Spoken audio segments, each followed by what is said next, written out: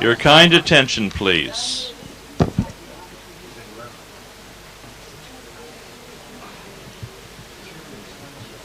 We want to introduce you to Julie, who's in Emma's body. Julie, are you there?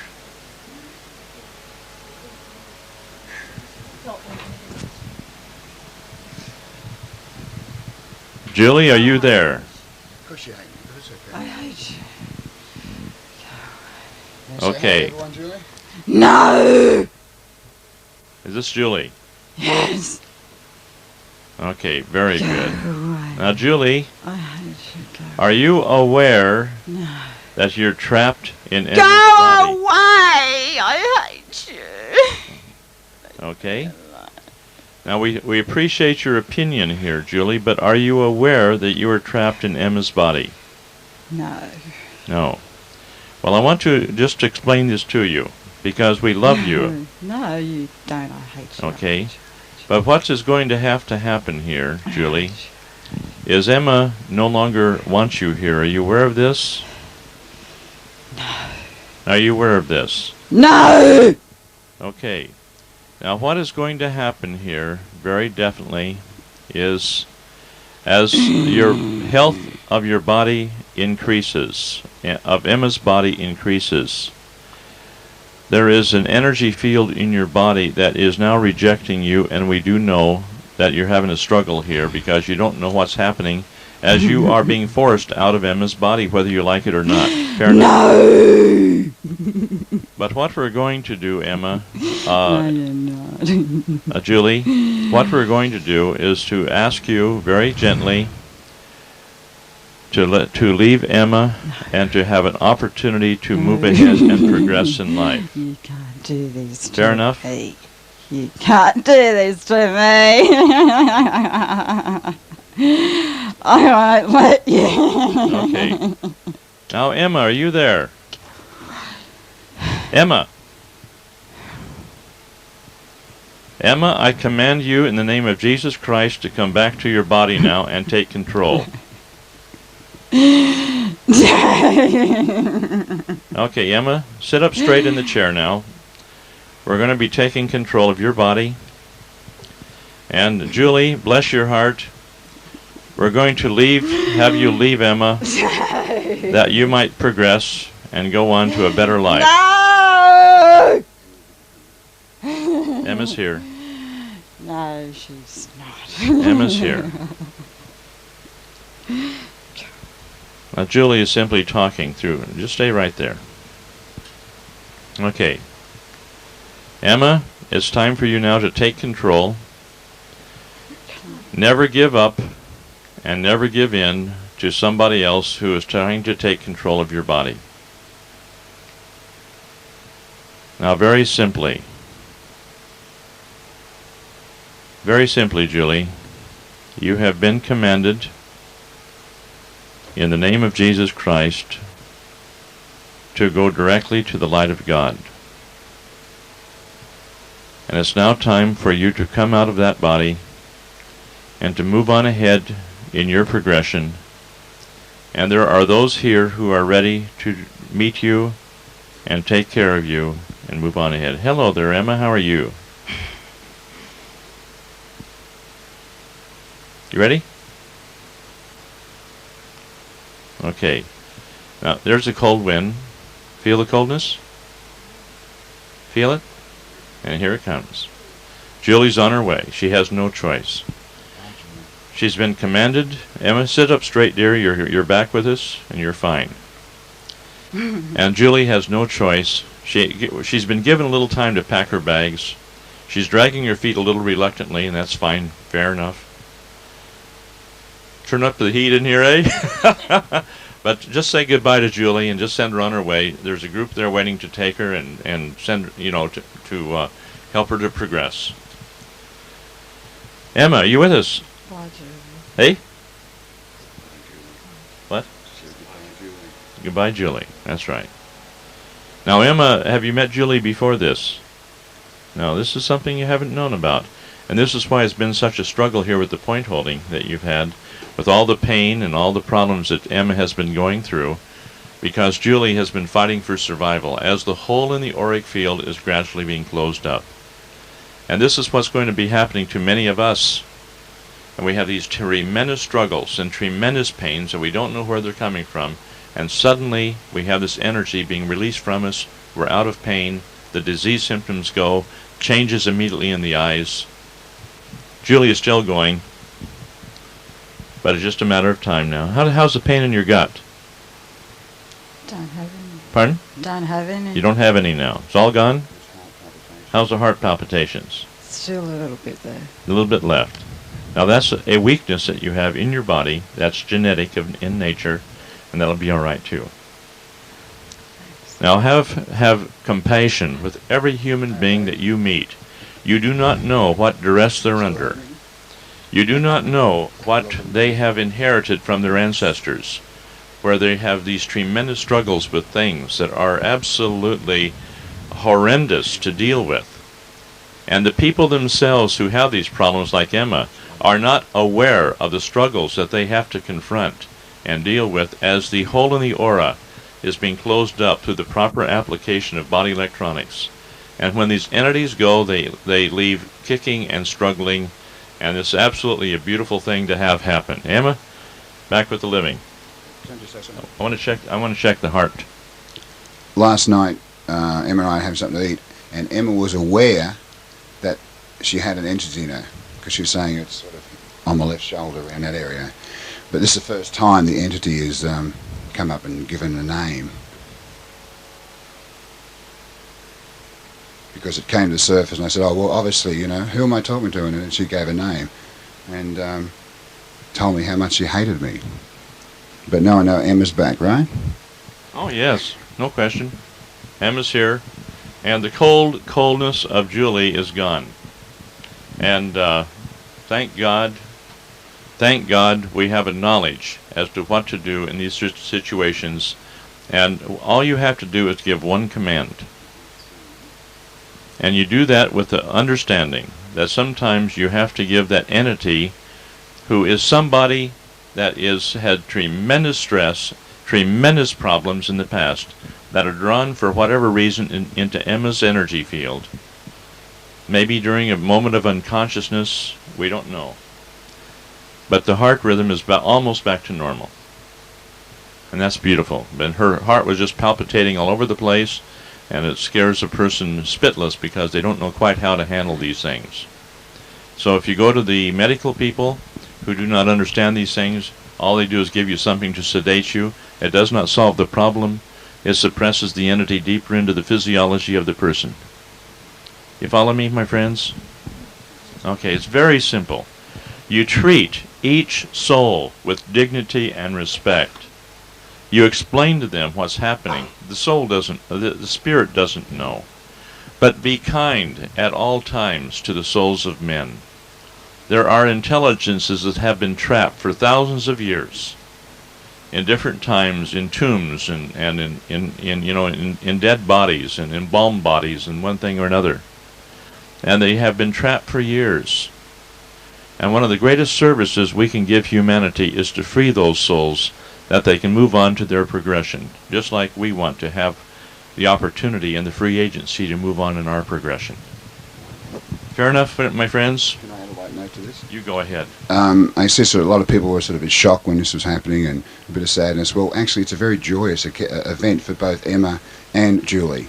It was funny this morning, maybe this will help you all put a big smile on your face. Jerry and I are up there getting ready, and I got a phone call. First one was my daughter in Brisbane to inform that my 94-year-old mum had fallen last night at the retirement village on her face and broken her nose.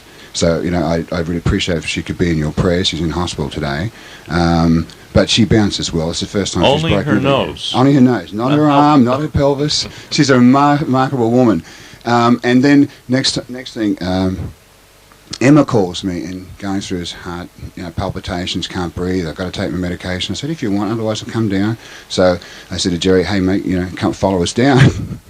And then I get another call from my daughter saying, hey, this is what the damage was. I didn't know at that stage it was the nose. And then Emma calls me back, oh, I've got to take it. I said, look, I'm leaving now. But as I said to Jerry, we can't run because Emma's got to take her power back out of this as well. And Jerry turns to me and he says, Ghostbusters. And so we looked for a couple of vacuum cleaners to strap on our back, but unfortunately there weren't any around.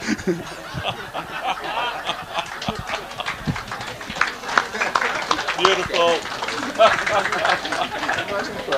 That's beautiful. Now, Emma, frankly, has been up all night long, struggling with this, not knowing what was going on, having fear in her heart and pain in her gut all night, and not knowing what to do, not knowing how to do it, trying to lovingly and willingly endure. And my suggestion would be, in all due respect to Emma, take her back up and tuck her in. Emma, is that all right with you, dear? Huh? Oh, she better eat. Got to feed the animals.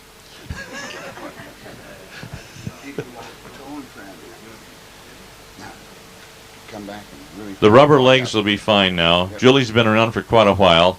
It's all right. You can power your body up, man. You can do it. How do you feel, young lady? Come on, you can do it. Just think about your legs. Are you ready? Here's the strength. Let's go right now. There it is. Up you go. Dancing. No problem. That's all right.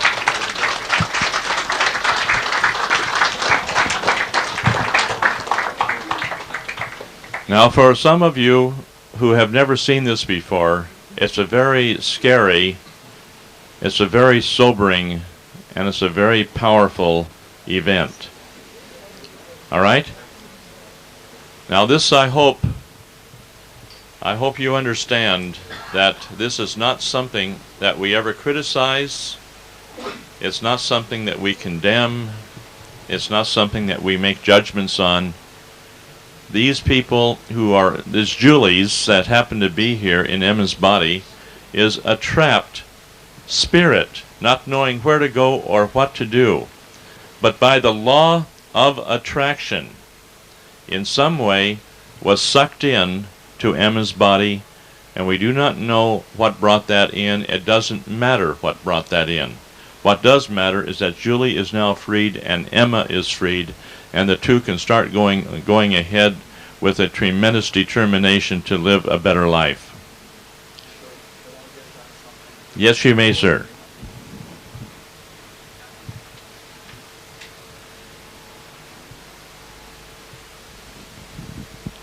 So really... Turn around, Alexander, so everybody can see you and hear you. All right. So really, we haven't done nothing destructive. We've really done something constructive, because we have released Emma from her terror, and we have released the entity from her terror, and in some most wonderful way, we've sent her on the light so that she can progress. Yes. Now, you do have one situation you have to understand. We haven't taken away anybody's free agency. Because when you are in a tremendous reactive mode, is this on?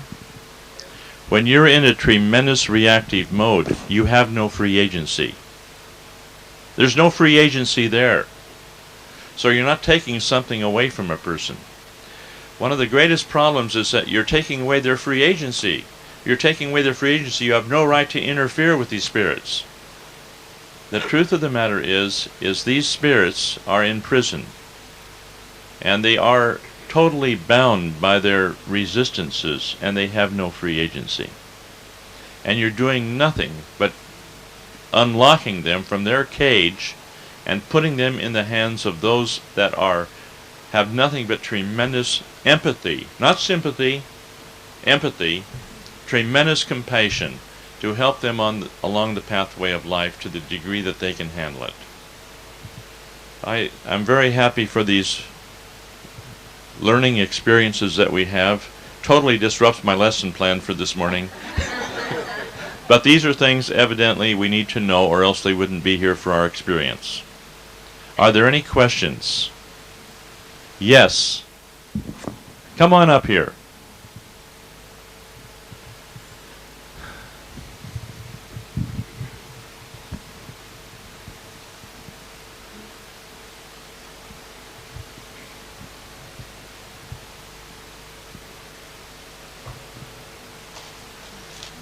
Never give in, never give up. Put steel in those legs, Georgiana, and stand up and you'll be fine.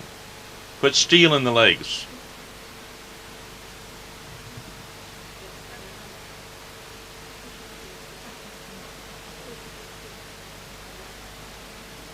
Put steel in the legs and stand up and stand firm. There we go.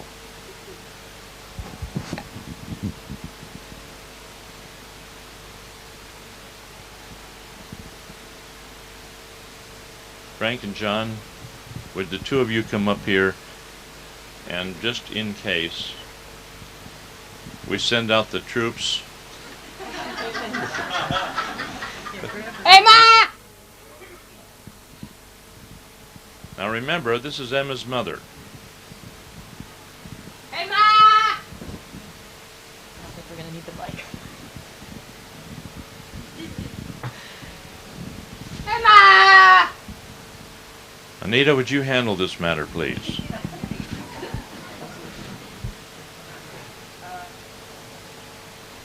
Thank you. Don't die! I know!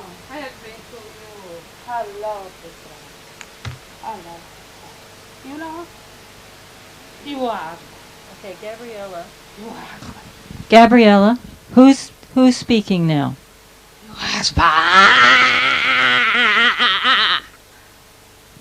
Susanne! Do you? Who's speaking? Close the door in the back, please. What is your name?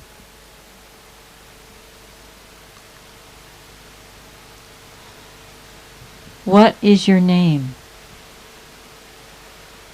Mila! Gabriella, I command in the name of Jesus Christ for the entity that is occupying your body to make itself known now and to introduce itself. Who are you, entity? Talk to us. And talk to us now. Gabriella! Gabriella! What's the name? Gabriella! Gabriella. It's not Gabriella, no. Abriella. Abriella, okay.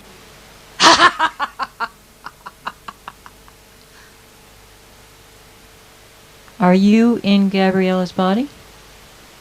Talk to us. Talk to us, Abriella.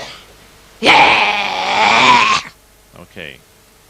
Now very simply, Anita, just talk to Abriella and tell her she's trapped here. This is evidently a genetic situation between the mother and the daughter. And who knows how many generations this might go back.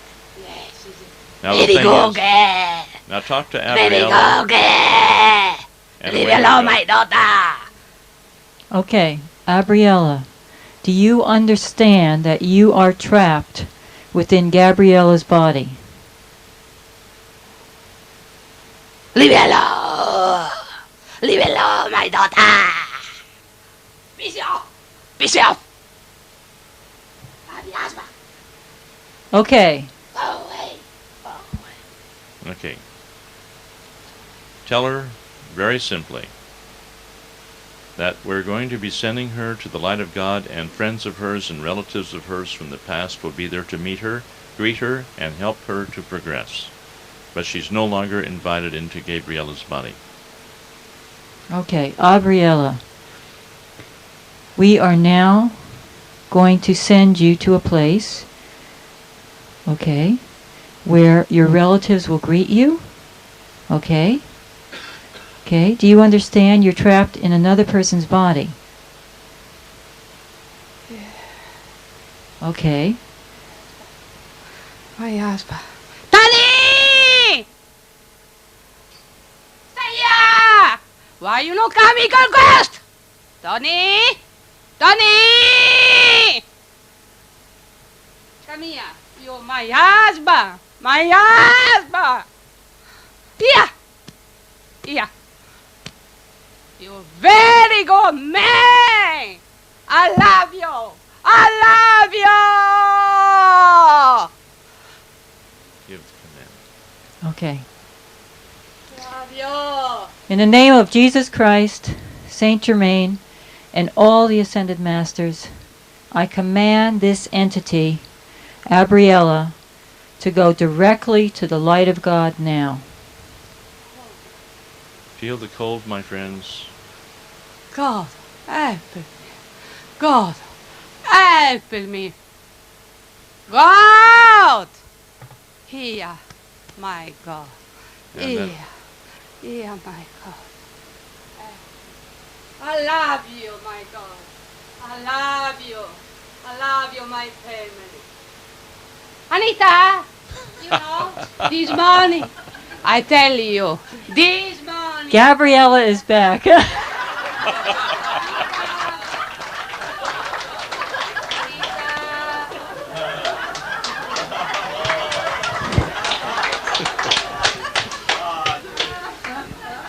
Gabriella, listen, you're back, okay? Okay, we just released an entity that was in your body. Okay, we've just released it. Okay? Okay? You feel all right? What's happening? Anita, I tell you this morning. Remember? Frank! How are you? Anita, remember this morning? I tell you. Tomorrow! Tuesday! Your son is coming. Yes, your son. Frank! Everything's going to be all right, okay? Tomorrow, your son is coming. 9 o'clock! Frank! Frank! Okay, come on. Come here. Gabriella, listen to me. Listen to me. You want to see your son tomorrow, right? You want to see your son. That's the most important thing on earth. Tomorrow, your son is coming, 9 o'clock, to Sydney, remember? Remember? Anything. Somebody other than Gabriella is here too. Okay. Who is here? What is your name? Me? Yes, what is your name? Gabriela? Okay. You remember your son? Yeah. He's coming tomorrow, right? Yeah. Yeah. What is your son's name? Frank? Frank? Yeah. Okay. Frank. This is not the time or the place. As time progresses in the next day or two, Gabriella will have the chance to continue to close the holes in her auric field, Frank. and these other energies will I go. love you. Frank.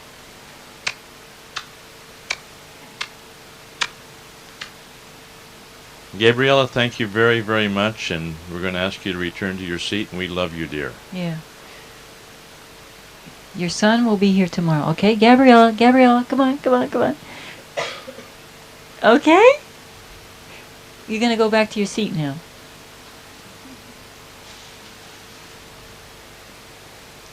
Thank you, gentlemen. Life has its moments of extreme bliss.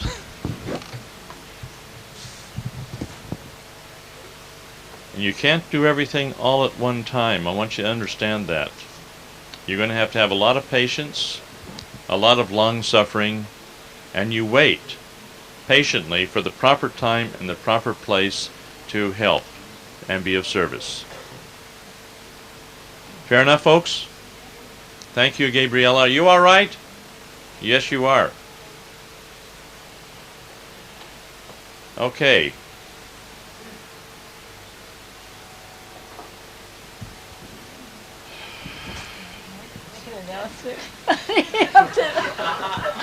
Anita, you can be very happy that you make announcements right now. I don't think... I don't know if I should make this announcement now. Does anybody else have a point holding group? Does anybody else want a point holding group?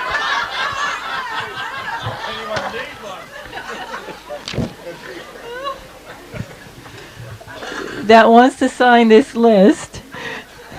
Because it's going to go to print this afternoon. Anybody else want to sign it? Yeah.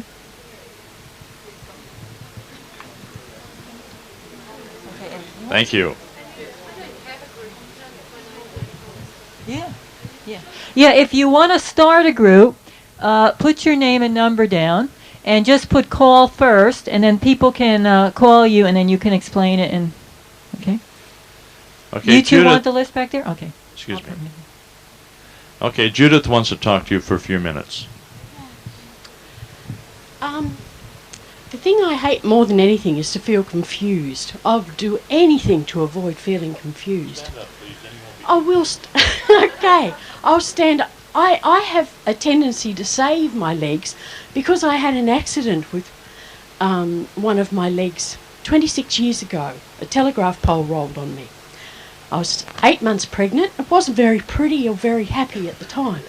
Anyway, yesterday, I was told during after the session that the bones had crunched and moved in my foot. Well, okay, you know, I knew the person. Are you here? She wasn't lying. She wasn't, but I couldn't comprehend that. I mean, that's just too confusing for me. And also, I'm I'm confused. I was a left-hander naturally, and then I was forced to change as a child to a right-hander. So, well, my whole time on the table yesterday, I was just confused between the left and the right side of my body. And I'm still confused. But what I'm not confused about is that I need to sit down to do this. I can circle my foot. Like, look, see what I can do? Everyone see this? No. She's taking her foot and rotating it like this, or left foot. Left foot and I've not been able to do this, and I've tried very, very hard. For how many years? This happened 26 years ago. 26 years ago? Now, I've really tried because with yoga, one of the simple things that you do is rotate you to shift the stuff. That's what you do. Well, this one works, but this one I've really had to struggle with. And it does it. Now, I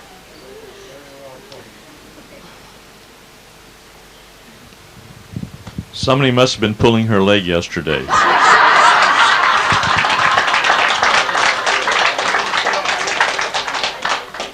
trying to say? What I'm trying to say is I spent trying to understand. And you don't try, I think. I mean, just don't try. Eh? Is that the way to do it? Just accept it. Yeah. Well, I don't know. I mean, you struggle to accept. You struggle to accept. So don't even try to accept. Yeah. So I guess what I'm trying to say is... May I add a bit to that? Anything's possible. Wait, Oh, you were there. come on up. Come on up, please. You were there. I love these moments of excitement. But you see, I didn't not believe. I'll take it, John. I didn't not believe this person that was saying. didn't not believe. That's a double negative, isn't it?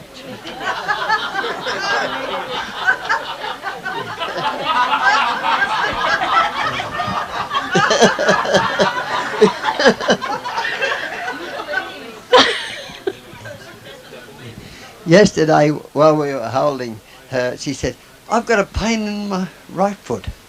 But that's wrong. It shouldn't be in my right foot, it should be in my left foot.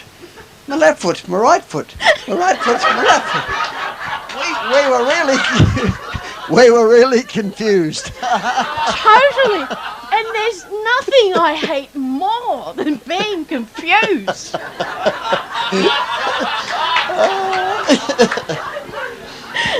Thank you. It was 26 years ago. My son's 26. I was not 8 months pregnant with him. I was 8 months pregnant with Nick, and he's 26 now. Wow, maybe that's why the kid's been confused all this time. He's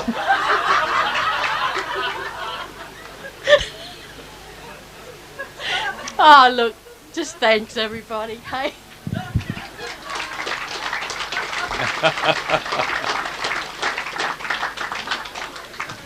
Let's talk about a principle here, all right? Now this is a hard one for most of us to understand because it is going against what we commonly accept. But I want you to listen carefully, and let's look at this condition here that we're dealing with here of trying, and we're always trying, and sometimes we're very trying, especially on the people around us. But bottom line, there is a statement that I have pondered for a long time, and that is in the scriptures, which says, in a commandment, be ye perfect, even as your Father in heaven is perfect.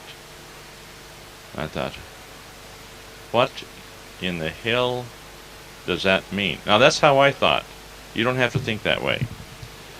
But anyway, I thought to myself, what in the hell does that mean? Be ye perfect, even as your Father in heaven is perfect.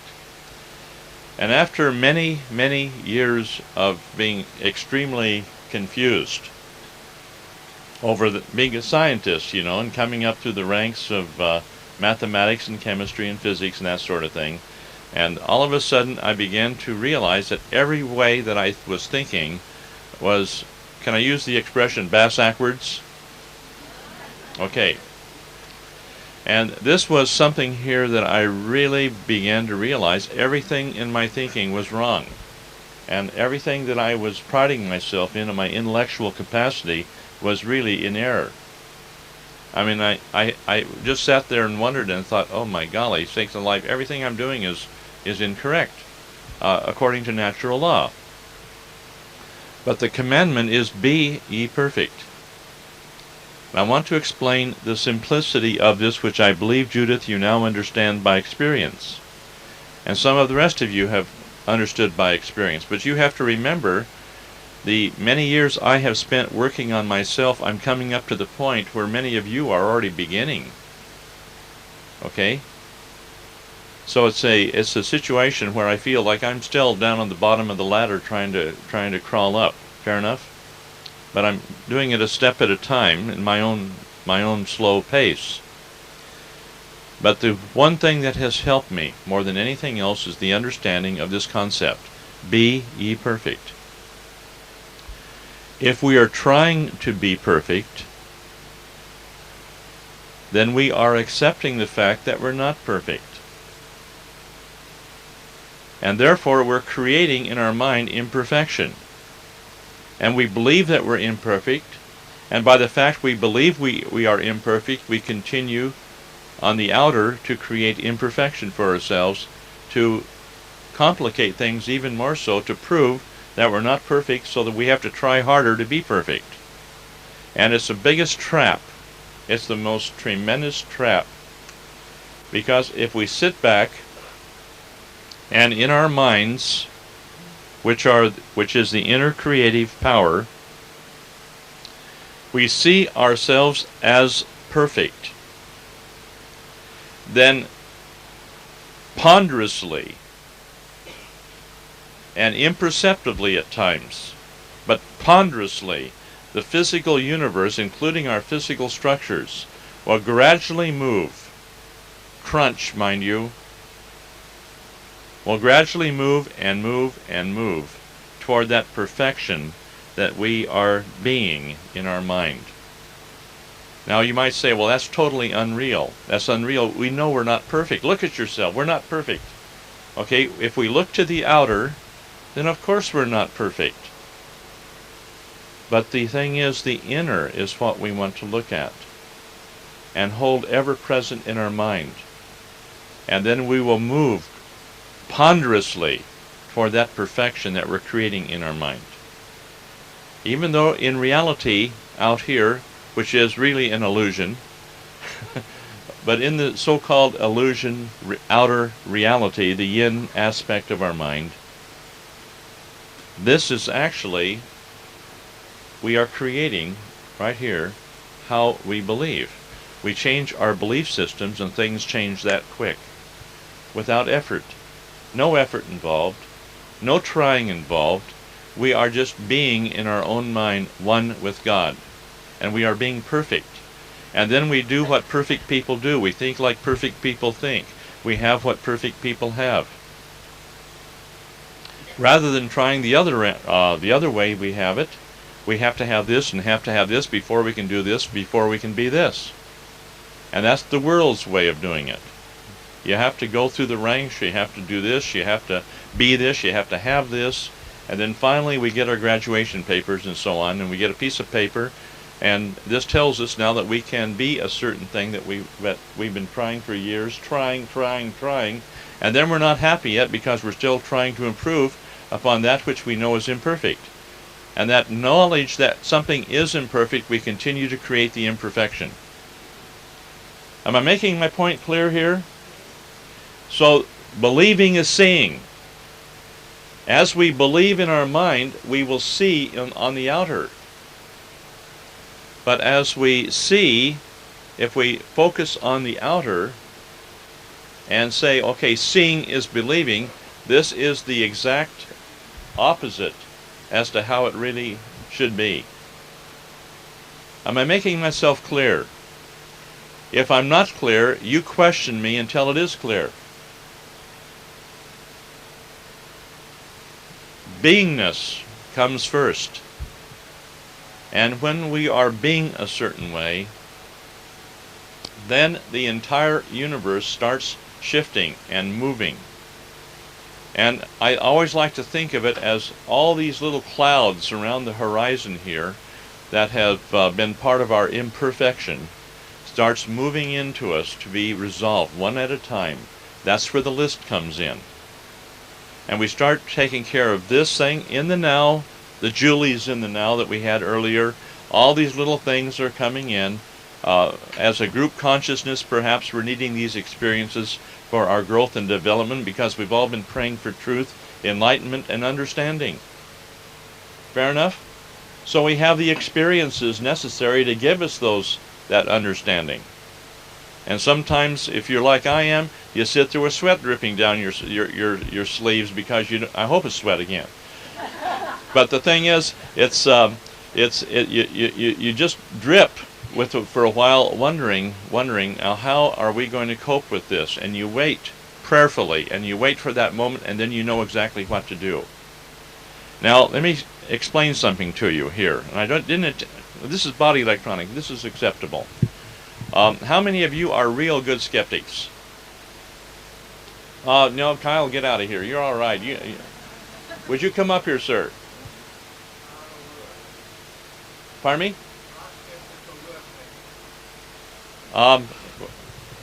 We're going to do something here. Now, Jerry, get right behind me.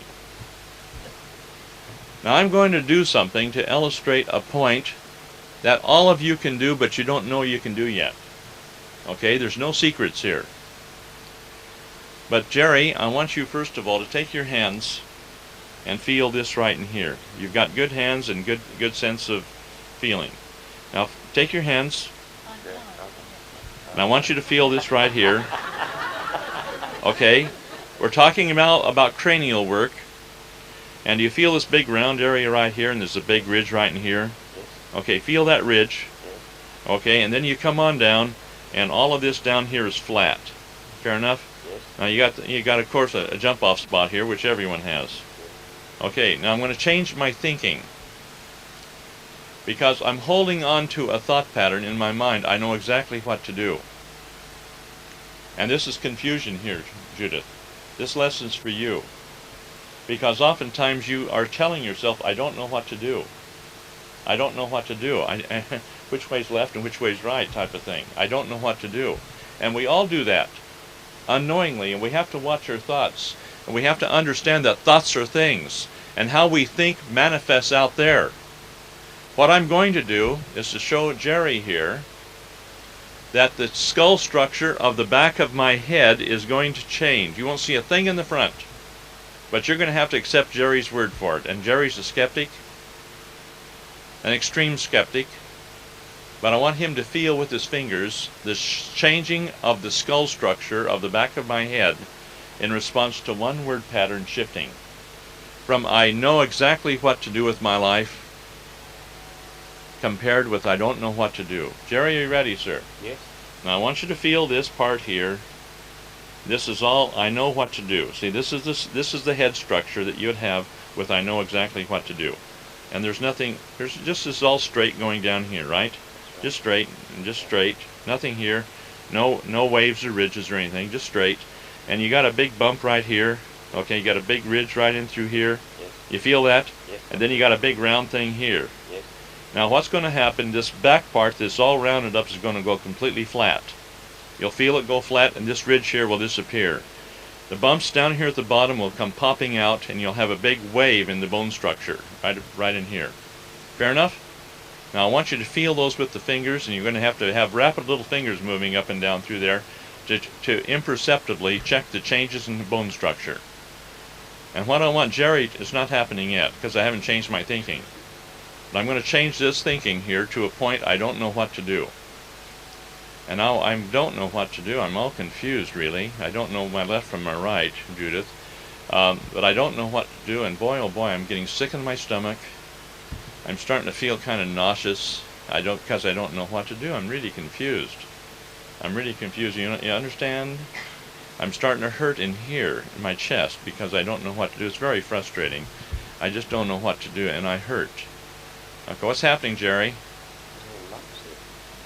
Lumps are coming out, aren't they? Yes. Okay, these are called survival bumps. But that's what's happening. Big lumps. Big lumps? Big lumps, yes. Okay, do you feel this wave right in here above those bumps now? Yes, it's a big wave. Just a big wave in the bone, just a Yes. big scallop. That's right. Okay, now feel the top of my head here. This is all going flat here because I don't know what to do at all. Feel the difference on that big roundness? And the roundness is gone. Yeah. And where's that lump, that big ridge down below is going flat? Feel that? It's all filling in? It's all stiffened up. Okay, oh, let's go back. I don't know what to do. Now feel it. I don't know what to do. And you feel that changing. Yes. I don't know what to do. See that changing structure? Now I feel absolutely devastated right now. Just devastated because I don't know what to do. I feel terrible inside because I don't know what to do. And I'm not going to do this to myself because I'm just beating myself to death by my thoughts. And I have vowed I refuse to do that anymore. Because I'd really... Now watch, Jerry. Get your fingers in there now. Now, right here, first of all, I want you to feel this. Give me your fingers. You feel this big scallop Yes. right in here? This big wave in the bone? Yes. All along here, right? That's right, yes. And then down here is this big bump sticking out like a Yes. sore thumb? That's right. Okay, and this thing's all flat up in here now? Yes. Okay. Shift. I know exactly what to do. Because I really do. And then the universe provides. Whatever I hold in my mind, the universe provides. I know what to do. Now here's the bumps are coming. The roundness is coming back on the back of the head. Feel that now? Yes. Okay. And that wave is disappearing down through there, down below. It's getting flat again back down through there. Right. Those big bumps are going down now. They're going down, yes. Yeah. See the difference? Now you're a skeptic, Jerry, right? Yes. What's happening there? You tell everybody out there what's going on. It's becoming more smooth. And bumps are still there a little bit. Yeah, I Gone haven't- down from what they were before. I'm still nauseated in my stomach from that. Just a minute. The back of the skull is smoother than it was before. The ridge is gone, and the bumps have gone. They've gone almost completely. They have gone. And I'm back to normal. Wow. Because I know what to do. Yeah. And I feel it. My nausea is gone. My indecision's gone. Everything is fine. Now, as we get to thank you very much, sir. Thank you. Did you feel the bone structures move? Yes or no? Yes, yeah, I did. I want it absolutely truthful from you. You felt them move in I structures. didn't feel them move, but I discerned that they were different to before and after. They were quite different. And that's how they move very, very slowly.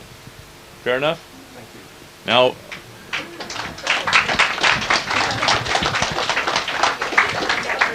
morphogenetically, skepticism is a thing of the past here on this area. Kyle does a lot of cranial work. He's trained in cranial work. Kyle, as people change their thinking, does the cranial structure shift and change?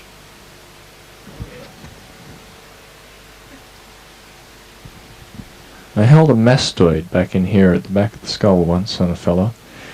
I held it, I don't know how many hours, 3 or 4 hours. He had to go pee.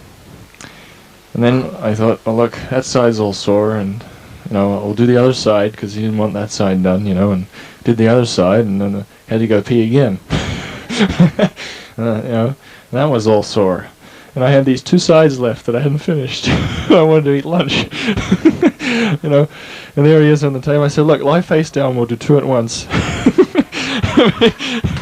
We did the 2 at once, and my fingers were sweating, And he finally hit this word pattern. And it was to do with a relationship. I forget exactly the word pattern, but he hit this word pattern, and it pushed my hands. My hands went, and just the whole cranium went, and the other side went, and so this whole cranium just twisted, And then he worked through that, and he got the duality on that, and then it went even again. And then a few minutes later, same word pattern again. Crooked. Just completely twisted. I said, I knew you were twisted. And then he went on, and he got the duality again, and this time he got the vibration right through his body. And it just went, and then the back of his head opened out, and then it was nice and even, and he had this big fat head where the sphenoid had moved and everything had moved, and it just went, and his friends didn't recognize him. But the cranial bones move. They just move, and I don't accept things easily, but if something is there on your hand, it just pushes it. You're there and you're exerting force in the opposite direction, and it just literally pushes your hand, away from where you're trying to push it to. It's moving. It moves. In Chicago, this one lady, she was a nurse, and all her life she was unhappy.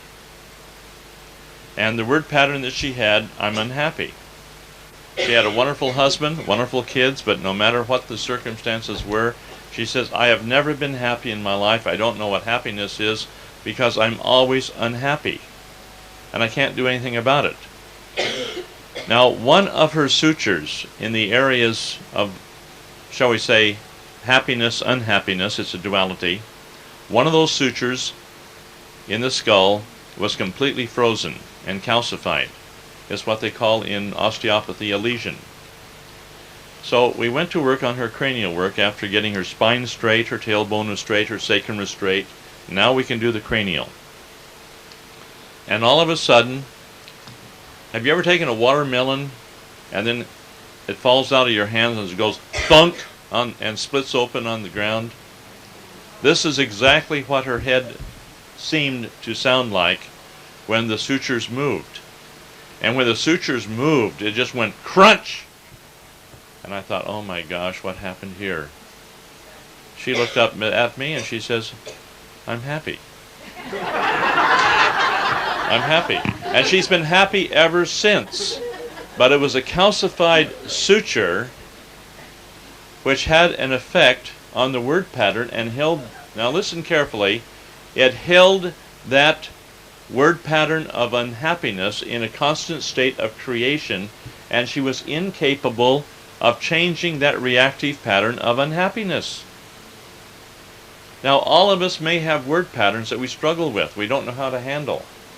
But when we eventually get into cranial work, and there's maybe several thousand people now trained doing cranial work at their own expense. When I say expense, it's terribly hard work, and it leaves you devastated sometimes for a day or two after you've worked with the most powerful energies locked into the human skull, because you just burn and burn and burn and burn, and leaves you just totally wiped out. That's why a lot of people don't like to do cranials. I have to be honest with you, I have a hard time doing cranials for that very reason, because I sometimes have to sleep for 3 days afterwards. Kyle, is this correct, sir? I don't know what you do, but I do. Yeah. But it leaves you wiped out afterwards. But even though you have freed the person from that reactive pattern by dissolving that calcification along the sutures of the skull, which keep the sutures from having the normal motion of what they call the primary respiratory mechanism. I won't go any further than that. There's a lot of stuff there that we spend hours and hours discussing in cranial, in our cranial studies at Genazzano in the instructor seminar, and it's really complex, and it's really marvelous to see the changes when people do go through the cranials. Kyle? Just for understanding, because I prayed to understand the difference between balancing and really getting a consciousness change and a change in the body structure. And I put a lot of hips in line, a lot of different ways, and a lot of different people in the last 8 or 9 years. And, you know, they go in a line, but they don't often stay there. And I'd always wondered about that. And one lady was there, and she was just on the verge of a crisis, you know, and I just did this general balancing technique, and her hips are in line, and her leg lengths are even. And I thought, well, that's very good. And then she started to get all emotional, and then she started to cry, and she told me all this relationship issue material, you know. And I went back to check the hips, and they were a full inch and a half twisted. Just twisted. And the leg lengths were completely uneven. I just, you know, I'd sort of seen it with a cranium, but I hadn't seen the whole body just twist itself up and realized that it all goes together. And she was just completely twisted again. And I realized that I could spend my whole life balancing people until they actually get to a consciousness change. All it takes is for them to hit one pattern of resistance in their body, and the whole thing goes back to the resonant pattern that is in tune with that resistance. And that's just the way it is. So I went through with the lady, and she went through and she got the word pattern. And then she got, you know, responsible for her own thinking. And she got the other half, and she put her own hips in line. And I said, see, you didn't need me at all. Thank you. Now, would you just please have a little bit of charity toward me for a few minutes? Because some of you have really been wanting the whole ball of wax, and you've been struggling with things and you want answers. And some of you need to have answers because of what you're doing. I want to ask a serious question. How many of you are on the table and all of a sudden everything on the table phases out, and you're looking at brightly colored little round spheres or pyramids start shooting across your gaze, or little cylinders, or squares and cubes and what have you? How many of you having these different colored cubes and spheres and bright lights and whatnot popping into your vision? May I just see an honest show of hands? Carol, would you come up here, please?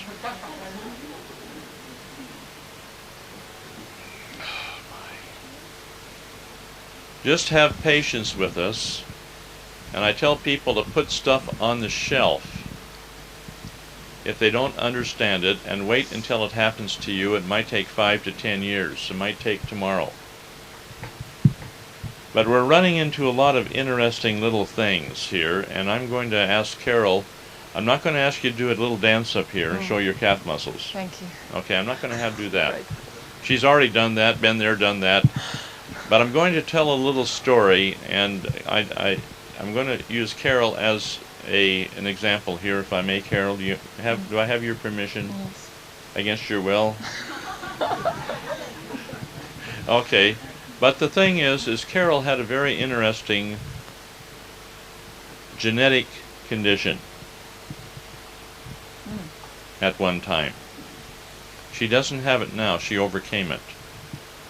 But through her family, I guess it's on the woman's side of the family, they had very large legs. Very large legs. Like tree trunks. And Carol did also. Her ankles were not there, just big chunky legs. And she went through a series of experiences having to do with what we're going to discuss here for a few minutes, and Carol's going to be your teacher. Where she went through this genetic thing that goes back who knows how far, but then when she released it, her whole physical body went through an absolutely unbelievable change in a matter of, would you say, half an hour? 45 minutes, an hour? How long would it be? The legs. Pardon? The legs. The legs. It happened fairly quickly, but... How much time? You see, I wasn't able to notice it initially because my legs weren't very nice to look at, so I was used to not seeing them. Is that fair enough? I would look at them, but I wouldn't see them, even in a mirror. And so when they first reconstructed, Dr. John and Anita were there, and instantly they noticed, and it took me till the next day looking at them, and then when I actually realised how they'd changed, it was dramatic. And her clothes changed. Everything changed. Well, I went home and it was winter, and I thought I'll put my Ugg boots on, which had been very tight and they were very loose, and I measured that. I thought 6 centimetres. In diameter. Yeah. That's a lot. That's a lot. Y'all hear this? Is that circumference or diameter? Circumference. Circumference. 6 centimeters less. Are y'all hearing? Okay, and then her legs became, we're looking at legs now from a standpoint, they became very shapely, normal calf muscles, normal leg muscles, ankles were there for the first time, normal ankles. And poor Carol didn't know quite how to handle all this, because she was trapped during this time working through this in a cube. Now, without going into great detail, would you warn everybody here about geometric figures and what can happen here? Okay. So we're used to being in a human body, and we're also used to experiencing the plant kingdom and insects and birds. We're aware. Speak real loud, we're Carol. aware that there's different kinds of bodies. Even aliens from other planets are accepted now.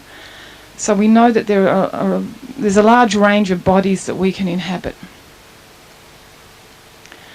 Now, in the ancient Vedic scriptures of India, it is explained that consciousness pervades the entire universe, and that there is no environment where consciousness does not exist, and that there are bodies suitable for every type of environment, whether that's in the water, within fire, in the earth, and even out in space. And so as we continue to do body electronics, we'll have more and more memories of different kinds of, first of all, different lifetimes. Many of you have already experienced that now, having a memory that is not this pertaining to this lifetime that we're in now. That becomes quite acceptable. And then we can also begin to experience being in different types of bodies. With full memory. And with consciousness, which is the same as what we have now. And there's thought, feeling and spoken word there, exactly the same as what we have now. No different, really. So we may experience, it's possible to experience inhabiting a body which is, having a body which is a geometric shape. Listen carefully. This is reality to many thousands of people who now have these memories. Now I want Carol to go back and repeat that again, please. It is, I have experienced, and many others, well, there's several people that I know who have experienced having a memory of inhabiting a body which is a geometric shape. It can be a sphere, cube, pyramidal shapes. There's various other ones with pointed, dodecahedron, is it?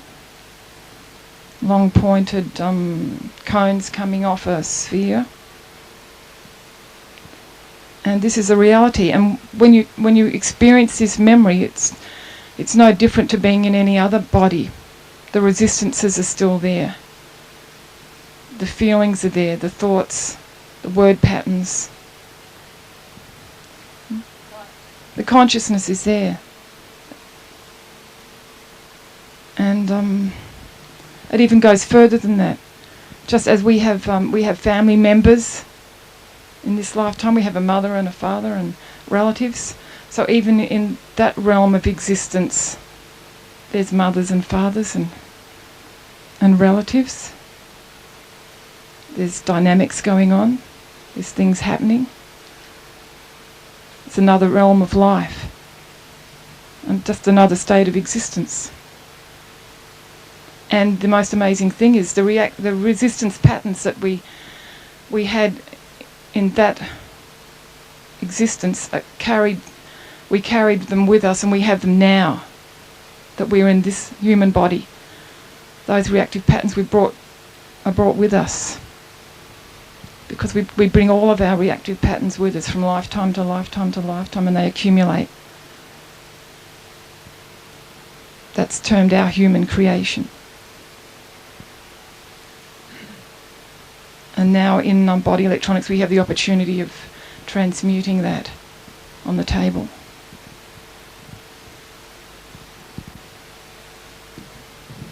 I'd like to expand upon a couple of items here. In Carol's case, she had this nightmarish experience of being totally fixated in this painful physical and emotional situation where she was trapped inside of a cube with her knees and her legs all jammed up in there and slowly getting crushed. Is that correct? And this became an extremely painful thing for her. Now when she finally released the pain of the whole thing, this is when she went through a very definite long-standing genetic change. Some people are trapped in cylinders or cones. Some people are trapped in pyramids. Some people are trapped in little spheres where here they see a little sphere in the distance, and I'm going to look at your nightmares you had when you were a kid. There's a great big sphere over here in the distance, and you're drawn into the sphere, and then the sphere closes in and crushes you. Then suddenly you're bounced back out again, and you're going back in again to the sphere. Mama comes in and washes your face. Some of you may have been trapped in a cube and you're squashed in a cube and things like this. And these are experiences and traumas which we keep in our consciousness lifetime after lifetime after lifetime. How many of you have had nightmares and dreams concerning traumatic events, concerning geometric figures, gemstones perhaps, beautiful? Can I see a show of hands of those that have? Okay, and this about four of you, and that's 4 of you are aware of that. Now this is exciting because many of you are on the table now, and all of a sudden you have this beautiful flashing gemstone in front of you with all the facets and the lights rotating and one thing or another. How many are having that experience yet? Okay, several of you, about 4 or 5 of you. Good. Okay, this will increase as your awareness increases. And suddenly you're into something that you didn't expect to have happen. Now, just ease off. Don't get all excited and don't get fearful. Just go through it. Carol didn't know what to do because there wasn't anybody around to tell her what to do, and here this cube was crushing the dickens out of her. I used to lie in bed at night and I'd see the cube there, and then all of a sudden I was in it, in a state of great limitation. We can understand, we have certain limitations in this human body, and we know that animals have a greater limitation and the plant kingdom's a greater limitation. So if you can imagine being in the body of a cube, that's a much greater limitation imposed upon the being, and the suffering, depending on how much they resist it, is enormous. And my resistance was just massive. I thought, I've got more resistance than 100 people put together in that experience. And I could feel, it was a whole year I was going through this, from one Genazzano to the next. Hear this? Massive healing crisis lasting over a year. I couldn't walk very far without bandages on my legs. And I'd been used to walking around my whole life, climbing up rocks, and I could do anything. All of a sudden I couldn't walk. Her knees were not working at all. Remember the knees, Carol? Mm. The knees were just at a point where they wouldn't function. Yeah, especially the left one. The joint had fallen apart. And for 6 months I was in the lounge room most of the time because I couldn't go very far until I got the idea of wearing bandages. But during that 6 months, the resistance that I experienced was just massive proportions. It was so great. I tried to do sessions on it in body electronics, but I wasn't able to intensify it sufficiently to poof it. That's how great the resistance was. And I would lie there and I felt pain in my body. I'd have pain in the hips, I'd have pain in the knees, pain in all the joints of my body at different times, as I was in the healing crisis of being crushed inside that cube with all the word patterns of wanting to be free, and I'm trapped and I want to be free. And this went on for months and months.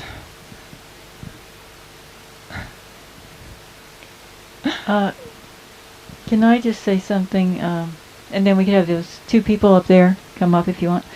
But I had this experience when I did my STO point. And I became a sphere.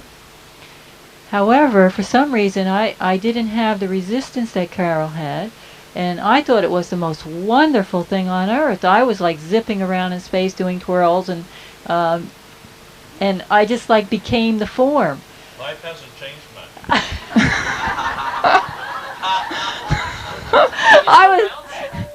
I was having a great time, and but the thing that I realized through the experience was that the consciousness is eternal, because my consciousness was there, even though my form was different, and that's what I realized through the whole thing, that the consciousness is eternal.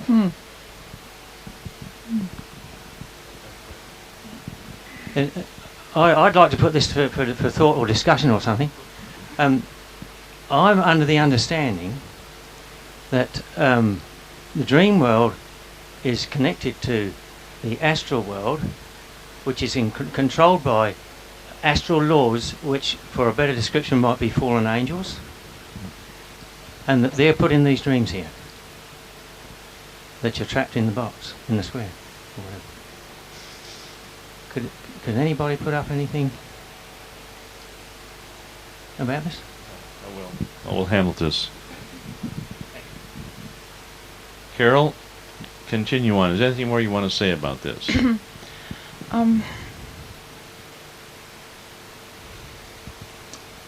I experienced mental pain. That was the main feature of this experience.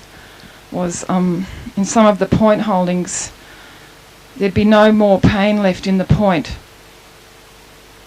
We all know that as we're going through the point holding, there's pain in the physical body in the point, and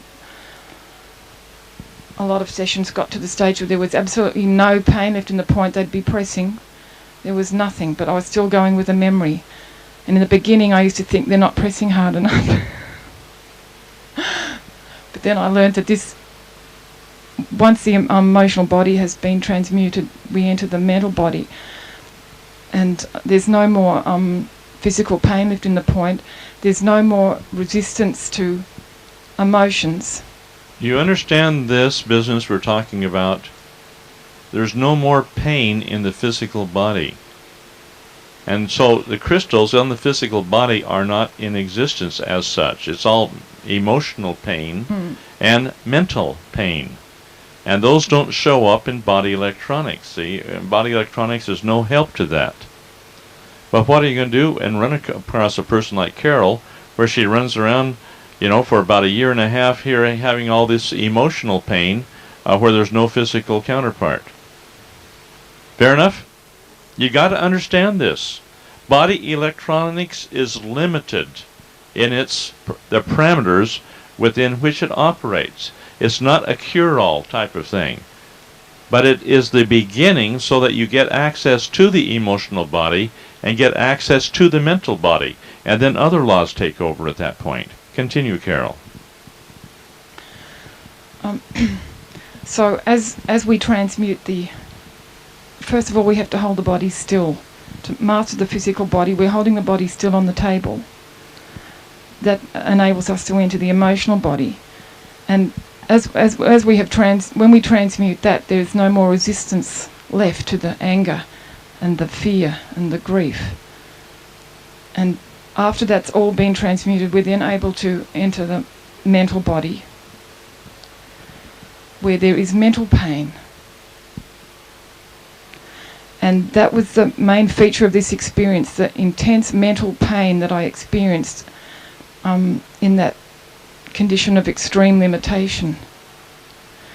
And my resistance was so great. That's why it took a long time to transmute it, because I had to learn how to intensify it sufficiently, and able to do that.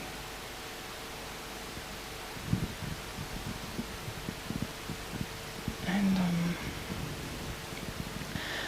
we have the opportunity at that stage to go back to trace the void patterns back, and we'll get back to our thought patterns which created the whole situation in the first place. And that's a very interesting thing, because we come to understand fully that we are fully responsible for what we create through our own thoughts, feeling and spoken word.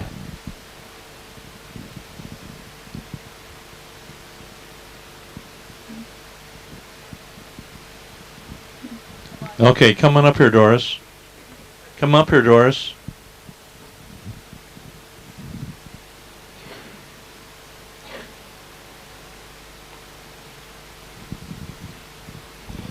My question is, did the rest of your family change as well?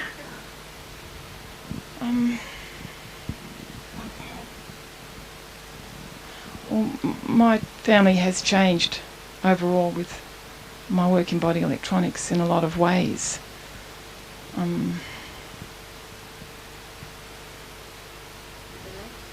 The legs. No, the legs were, they don't have legs like mine. I was carrying that genetic trait from my grandmother.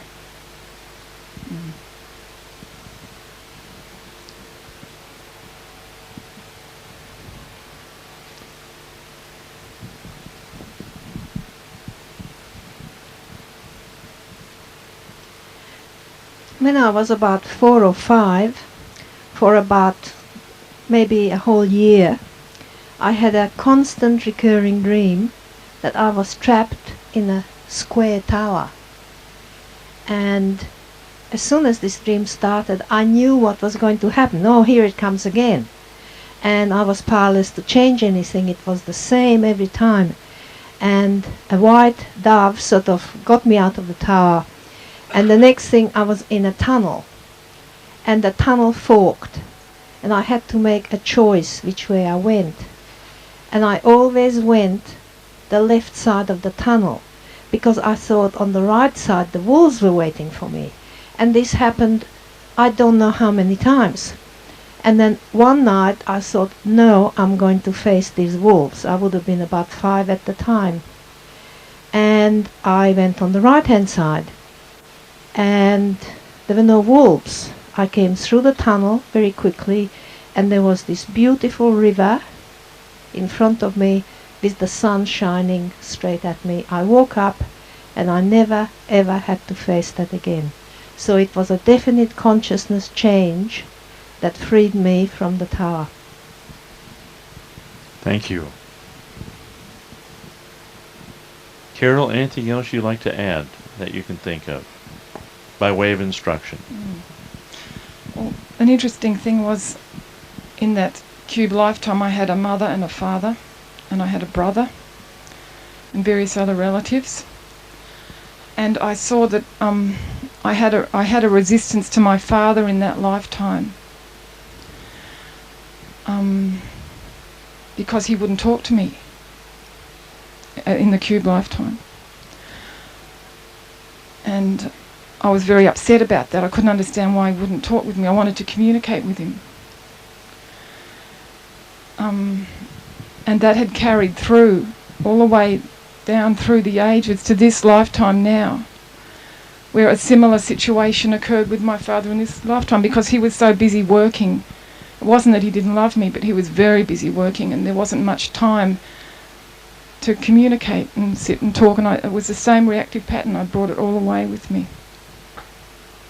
And there were others there too, but it really made me understand this is a reality. Our crystal cellular memory is with us from all of our whole existence.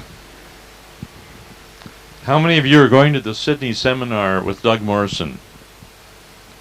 You talk to Doug and have Doug relate his experience about different geometric forms, because he's had this experience very vividly also, as a number of other people are now having. But this is something you need to get under your belt, because oftentimes, because of our unbelief, we have these things come to our mind and we say, I don't want to think about that. That's not logical. And these are things we need to look at very carefully. And if we understand what other people have gone through, then this leaves us open to receive them when they happen to us. Okay? And Doug will also be down in Melbourne.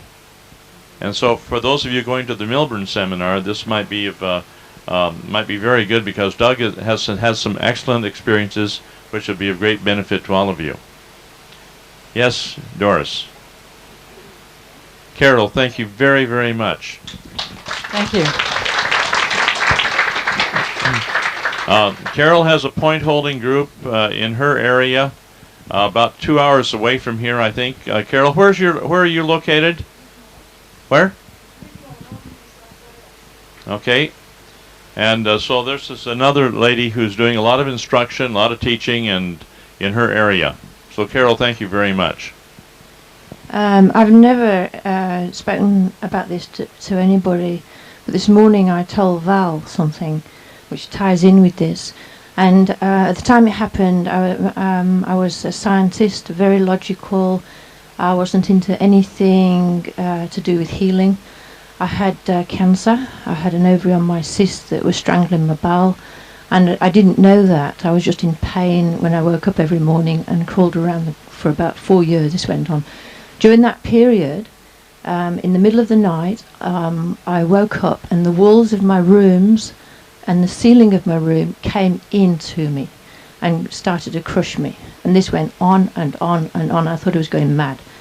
And as a scientist, I didn't want to tell anybody. I didn't want to go near the doctors, because in England, if you go near a psychiatrist or psychologist, you're classified as insane for the rest of your life.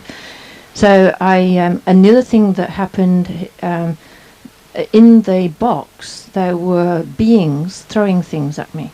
And I came to the realization that I was actually dying. I didn't know that I had cancer then. I just knew that while this was happening, I was dying. And those experiences didn't go away. They happened every night for over a year. And it wasn't until they took the ovary out that after they took the ovary out, I thought, well, maybe the estrogens that had been pumping out for a year had actually changed my brain chemicals, and it was a hallucination. But with my eyes open, just I'll swear on God that I saw these beings in my room with my eyes open when I was wide awake, and the walls of my room crushing down in me. Now then, I don't know whether that's still in my memory banks or whether I dealt with it when I made a decision that I was going to live and I was going to do everything I possibly could to find the truth about life, the universe and everything. Not the answer isn't 44 or 42, but I was determined that I was going to go for it, and I dug up my lawns and I ate wheatgrass for a year, 3 glasses a day, and I've been searching ever since, and that was in 1979 that those experiences stopped. So don't think you're mad if it's happening, just stay with it and work through it. Thank you. Thank you.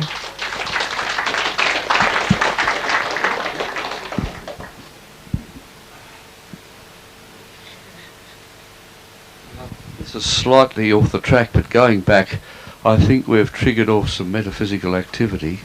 Since 10 to 9, I have had 6 things attach themselves to me. I'm starting to feel a bit weak about it. And I get the terrible feeling that whatever we've been doing has been releasing things from people here as well. Absolutely, sir. And they haven't been going completely towards the light. They've been set free. They've been coming to me. And so it's a little bit debilitating. And I wonder if we could do some sort of group clearing, Anita, for us. And it might help because, I was nearly falling asleep there on Leonie's shoulder at one stage, and just, the sheer debilitation of these things. But I say, well, what's that in sort of little over half an hour? That's, well, we're all the mathematicians here. Alex, how many is that per, 1 every 5 minutes or something? Yeah. Okay. But, so if you wouldn't mind. Very good. Anita, would you take care of these matters, please? Okay. Does everyone in the room want to release their entities? Anyone? By the way, do you notice as soon as we start talking about this, how many of you suddenly feel this cold chill going through the room? May I see a show of hands? Okay. And it's just talking about that, all of a sudden you feel these little vortexes of air, and these are the little things that you've been feeling, my friend Terry. Yeah, just all this little vortexes of air, and there's no air moving through here. But there's these energy patterns. So be very, very astutely aware. You've all had your STOs held, so you should feel something. And as this happens, because there's been a lot of little things that people understand, suddenly, whoosh, these things are released into the room, but we haven't cleared the room. And Terry, thank you for bringing that again to our attention. Okay, is there anybody in here who doesn't want to release their entity? Okay. Okay. In the name of Jesus Christ, Saint Germain, and all the Ascended Masters, I command all entities in this room, in any person's body in this room, to go directly to the light of God now.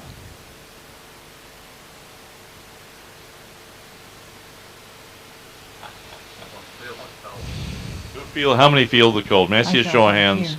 You can just feel it right around your ankles, and then off there go, and then suddenly things get a little bit warmer.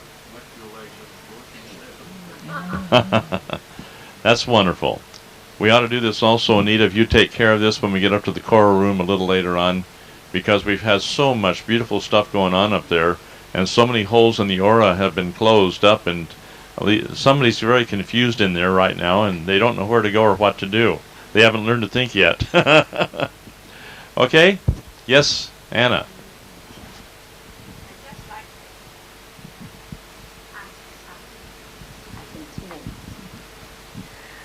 I woke up one night and I got up to go to the bathroom and have a drink of water. And all of a sudden in front of me was big circle of purple. And I look, I'm looking, I said, what's happening to me? And I'm feeling fainty. So I run to the tap again, have another drink of water. And that's still with me. Then I turn around, and in front of me is a most beautiful, like a shamrock flower. And it's got all the colors under the world. It was beautiful. I was so frightened. I ran quick to my bed and covered myself up, closed my eyes, and I wasn't moving. I said, I don't know what it is, but it was beautiful, but I was still frightened of it. Why is it? Can you explain?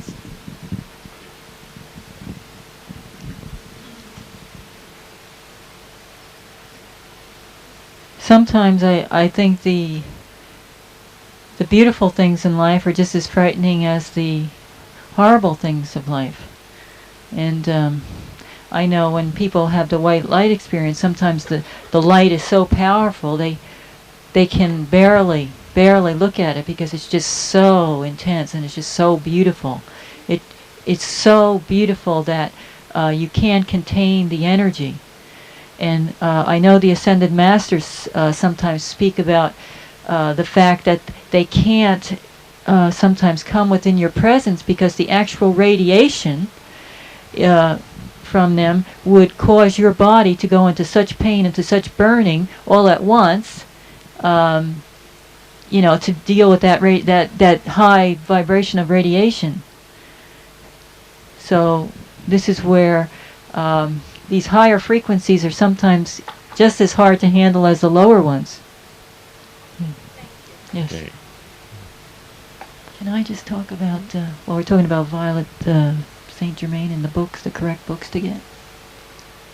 Can you save that till later? Please. Yeah, save that till later.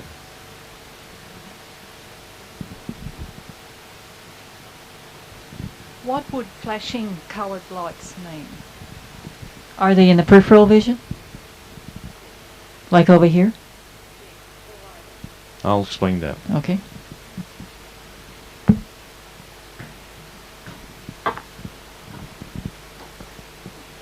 I hope you're all ready for this.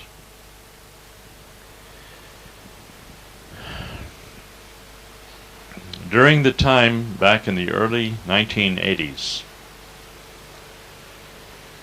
when I'd have a room full of about 120 people and would have about 60 massage tables in there, by the time that seminar was over, we'd have about 30 massage tables totally destroyed by people going through what we call the sine wave, which no longer is in existence. I haven't seen it for several years. I understand one person had it in Melbourne lately, but that was because they were severely shocked by electricity. But during that period of time, which we've discussed this before earlier, the sine wave was like a huge wave going through the person. And I'm going to say this again. The head on the massage table was bouncing up and down on the end of the massage table about that fast. The feet at the other end was about like this fast. And during that time, you'd have this big wave going through the body, and you'd end up on the floor, the massage table totally devastated. After that, I got massage tables with steel bars, and reinforced. I had some with legs this big of wood and so on, and even that got wiped out one time. But we had massage tables, and it was quite an expensive operation for everybody to get their massage tables fixed. We had serious problems. During that time, and up till now, we have people who are on the table that suddenly they have a flashing light like this, or a rotating light, or a series of orange and red or blue and green and rotating lights, and funny little feelings that happen with these. We have pulsating violet or pulsating red, And at these things, the person doesn't know what the heck these things are. Or pulsating gold, or pulsating white. Now, as we look at these things, and I'm going to ask all of you to give me an honest answer here. I've got to get a little bit of a feeling on this, because I know several people have had these bright lights coming in, and they're having bright lights when they go to bed at night. How many are having that now? May I see a show of hands? Only on that side of the room? How many are having these little flashing lights or pulsating lights or rotating lights? Get your arms up if you are. That's about a third of you, really. Pardon me? Okay, a flashing gold light. Okay, let's go back to wherein, and just bear with me, please, because I'm not telling a story of mine. I'm telling 1,000 stories of other people, wherein they're no longer on the table. They're back in a beautiful spherical shaped or elliptical shaped room, wherein out of the top of the room comes down this beautiful crystal, and they have electronic gear that are attached to the wrists and the legs, and chairs and tables and white marble tables they lay people on, and they have big coils over here, and they're zapped with electricity. At the same time they have these flashing lights, and they have word patterns coming in like this one. I'll give you one, which was very common. And just by thinking it, some people will start getting a vibration through their body. Not these sine waves that devastated tables. But one word pattern is, I must be responsible. I must be responsible. I must be responsible. And a person feels strongly, I must be responsible. And they have every single outer physical manifestation that goes along with that word pattern. I must be responsible. Now, I want you just to think about that for a minute. I must be responsible. Does anybody get a vibration through the body with I must be responsible? May I see a show of hands? Okay, get them high. I want to count. 1, 2, 3, 4, 5, 6, 7, 8, 9, 10, 11, 12, 13, 14, 15, 16, 17, 18, 19, 20, 22. Okay? At least 22 people in here have that vibration with I must be responsible. Now take and analyze that word pattern and see if we have free agency. Can we choose not to be responsible? Or are we, I'm going to use the word compulsively, where we compulsively must be responsible? Now many of these people had full, complete, lifetime memories on the island of Atlantis. And on Atlantis, you had a society which was utopian in nature to begin with. And then people began to have control over certain electronic devices, where they used pain, they used drugs, and they used various electronic equipment, and they used various flashing lights and so on, to wherein you put a person into a trance state by drugs and pain, and there they are unconscious with a light going off, with a tape recorder, only it's electronic device saying, I must be responsible. I must be responsible. The person gets implanted. This is the word that was used at that time in Atlantis. They were implanted with the word, I must be responsible.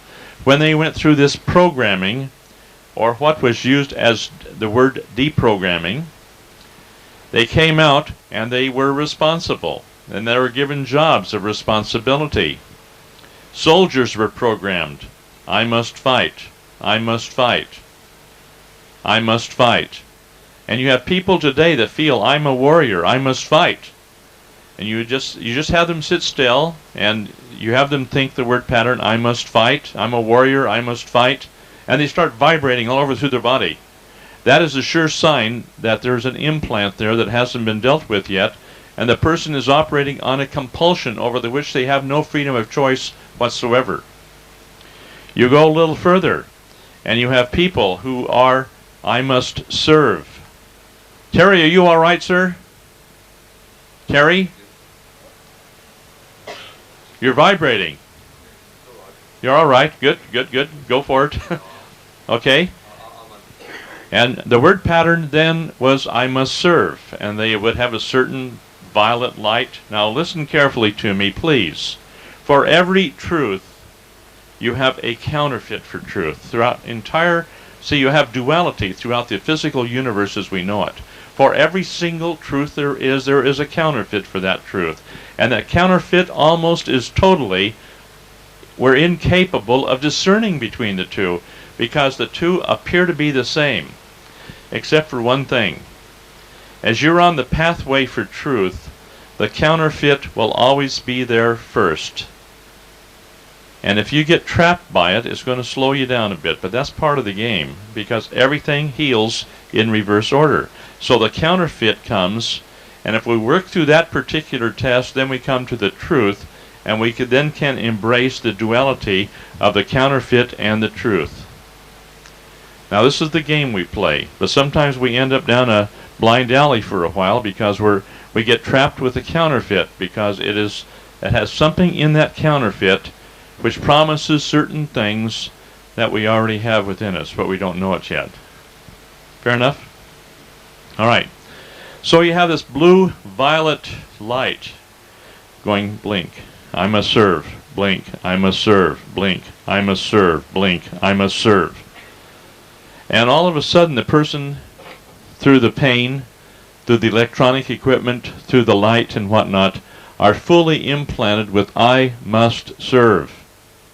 And there's no free agency, and yet we think, my goodness, what a beautiful virtue that person has. They're serving all the time. They're serving all the time. But in reality, they have no choice. They're programmed to serve. And as soon as they blow that thing out by becoming aware of it, all of a sudden, oh, by the way, let's do that. That's a good one. Take a look at this. Just think. Be right here with me. I must serve. Just say it mentally in your mind, because you've already gone through a lot of burning. You've already gone through a lot of pain. And we can enter into the mental body, almost everybody. A fewer stragglers, we'll make it all right, everybody together. But the idea, I must serve. I must serve. I must serve. I must serve. Feel it in your body. How many get a vibration on that? May I see a show of hands? Why else would we be to a class here? So we can serve better, right? So we can be of service better. And we start getting that vibration through our body, and we think we have free agency when we're doing only what we're programmed to do. And we carry these things with us down through millenniums of time. I must serve. The reason Atlantis was completely destroyed is because everyone got into programming. And everyone felt what a beautiful society. Everyone was well organized and everything was going along just fine. You had people that understood the free agency of man and how it must be preserved. They left Atlantis and went to the furthest outpost they could find to get away from this controlled utopian society. And because the free agency of man was completely gone, Atlantis was totally destroyed to a man, woman, and child, after being given every opportunity of changing their ways and not being part of this programmed utopian society. Today they have mind control electronics, where the mind control electronics, it can actually change by an overriding energy pattern at certain frequencies. Department of the Navy in the United States, I've got all their records on it. At certain low frequencies, what they call ELF waves, extremely low frequencies, you can have calcium deposition totally destroyed in the body, or you can deposit calcium. Another frequency will help to cure cancer. Another will cause cancer. Another one will make a person sane. and relaxed. Another will make them terribly upset and insane. And all of these frequencies will have an overriding influence upon the human body, where if the person allows themselves to be in the influence of that energy, then they will be totally controlled by that particular electronic wave pattern, and will have no choice in the matter, because the physical body is only a physical body, and you can have overriding electronic influences totally controlling it. You follow what I'm saying here, sir? Ma'am, all of you? And therefore, we have the responsibility of preserving the free agency of man, and not allowing these things to happen to us, and putting ourselves in positions where we are as far away from these controlling influences and, shall we say, extensions of one world government that is designed to control mankind for their own good, so the select self-appointed few can benefit over the slavery of everyone else. Did I make that clear enough? All right. So we're in a battle right now. We're in a warfare.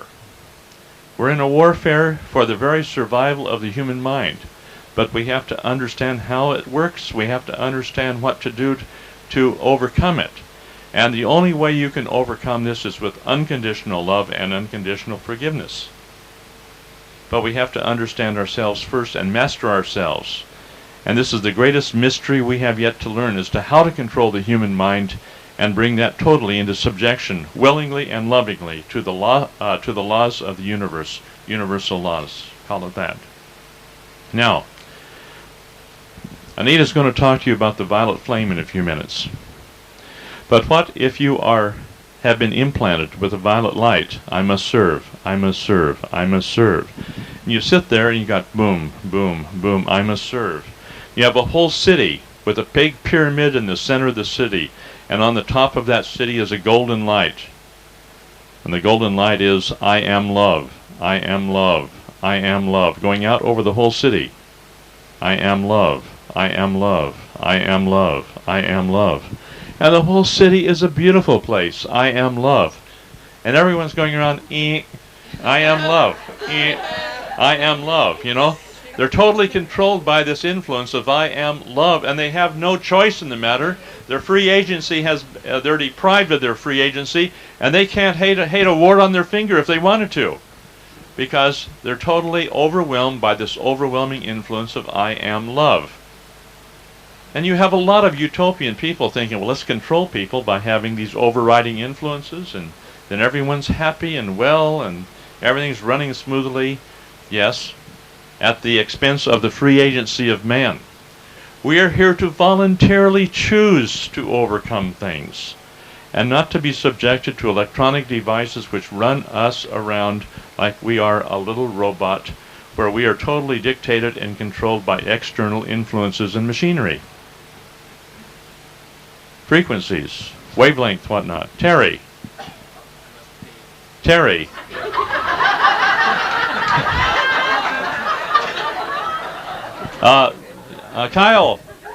Kyle, peace be unto you. From a great height. Look, I've been, what I was doing was sitting down there. Somebody probably saw me start to tremble and go on. What I did was to sit down, and Leonie and Kathleen were giving me some Reiki to help me, and I opened myself up to the universe for help, you know, in bringing myself back. And I forgot something, that when we did the clearing, we leave something behind. That quite often due to trauma, and possibly due to this release mechanism, you lose little bits of your aura, called astral fragments. And I was starting to act like a vacuum cleaner, picking these things up. And I'm sorry, I was twitching. I then suddenly realized what was happening. Now, I've sent them up to the light of God, but they can be retrieved. So if you feel that your auric field would benefit by having, they exist. They're called other things like dump and other names, but they're astral fragments. And trauma, you can have your auric field looking moth-eaten. due to the fact that these little bits have gone. So what I would ask that if you do need this, use a procedure similar to Anita's, that rather than sending things to the light, ask the light of God to send back your particular lost fragments of your aura. And they can be returned, because everything has its place in the universe. It's a big holographic or big hologram, and every point is noted and it's there, and they can be sent back for you. But, you know, even someone like me, you know, who feels fairly competent, can get caught out because, you know, my energy went down and these things are around. I don't know if you've had much experience with them. Well, I'm feeling today extremely, there's like a lot of energies in the room. Yeah, I'm just feeling it here, just sitting here. I just can't seem to get clear with it, and I don't know if other people are feeling that in here. But what you said is correct. Even Jesus said that, because he said once you take something out, people don't realize that you have to bring the light of God in to fulfill those spots that the negative has gone from. So call on your mighty God presence, your I am presence, just to fill you with light.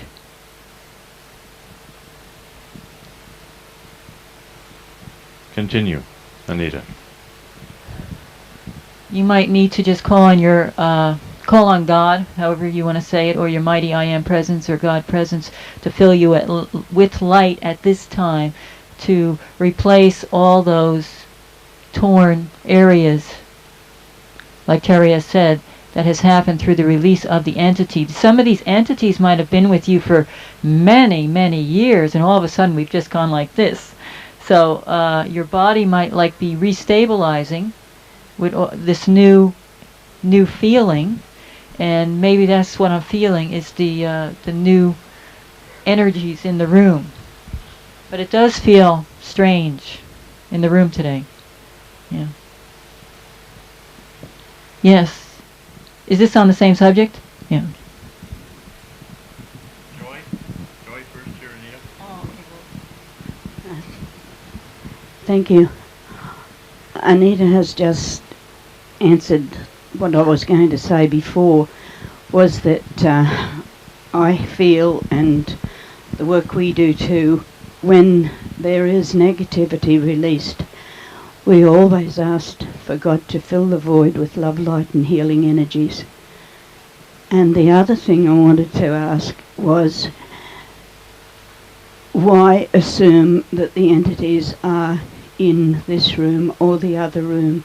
Because we have all been moving about the entire complex and in our rooms and everywhere else.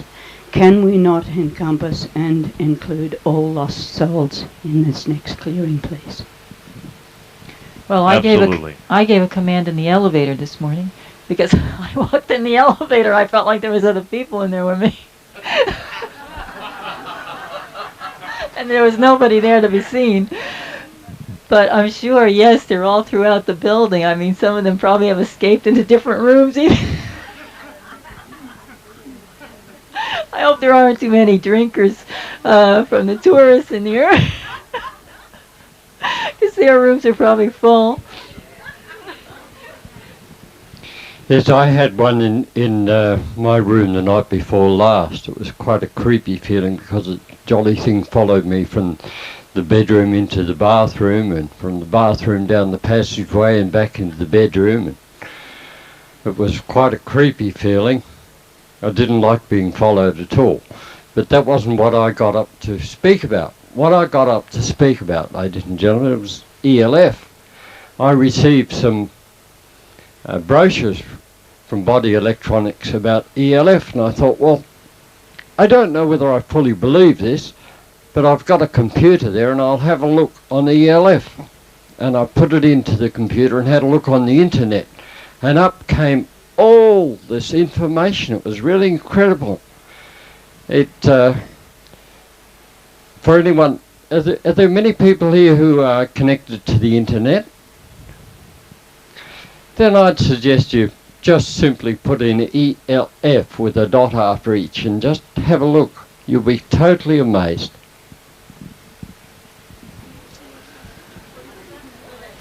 extremely low frequency? Back about 2 years, I was doing consistently for 6 months work on channeling. I came to an opinion that the Atlantean times were not only controlled like that, but were also controlled at the astral level. That's correct. So that at that time, at the destruction of Atlantis, the astral lords with that darkened side took control of the astral and still have control of the astral to this day. That is correct, sir.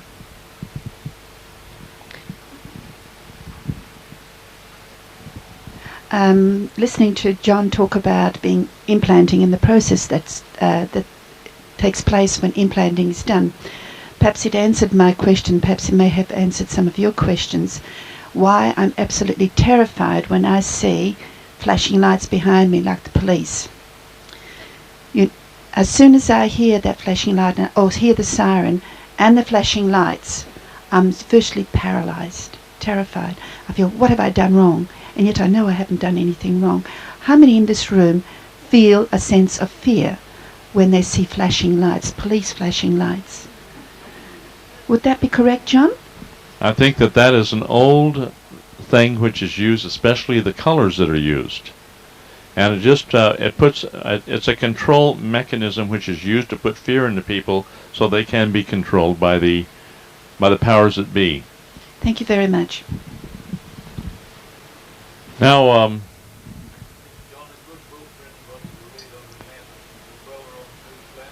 by Philos, very excellent book.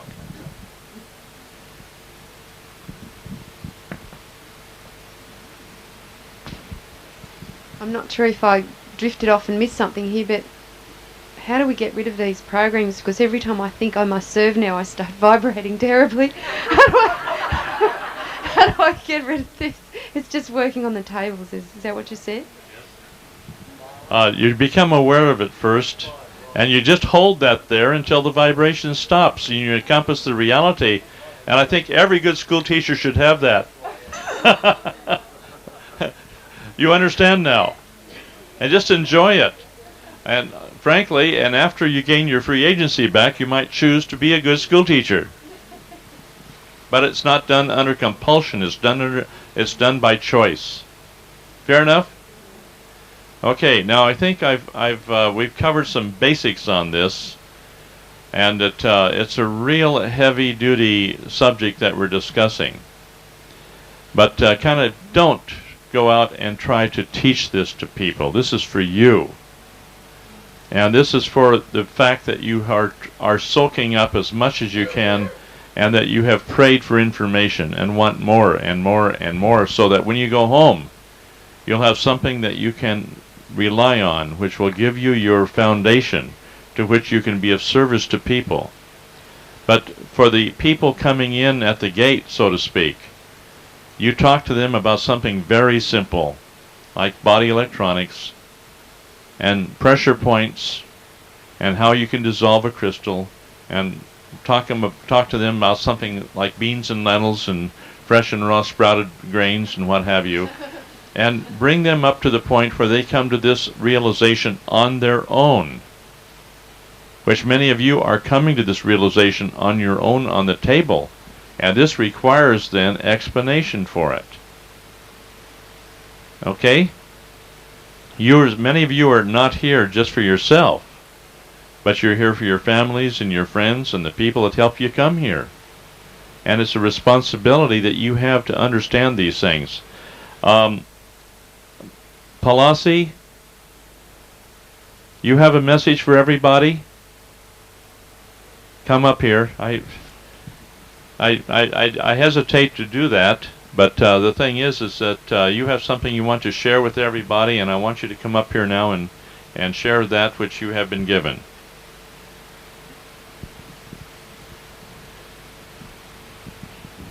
Well, I like to share my own experience. when I meditate, usually I wake up between 4 and 5 a.m. in the morning. And one morning I wake up, wanted to start meditating. Instead of going in the meditation level, I start spinning myself. And then I was brought to another world.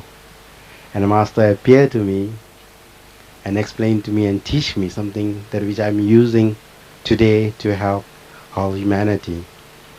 Which I found it is a very good result I giving, and it's not the same technique as point holding, but it's almost I think I give more tender touch to the points than what I experience according to my intuition, which I think is guided by a higher self, God itself. I think that's a message I could say. Thank you. Thank you, sir. Thank you.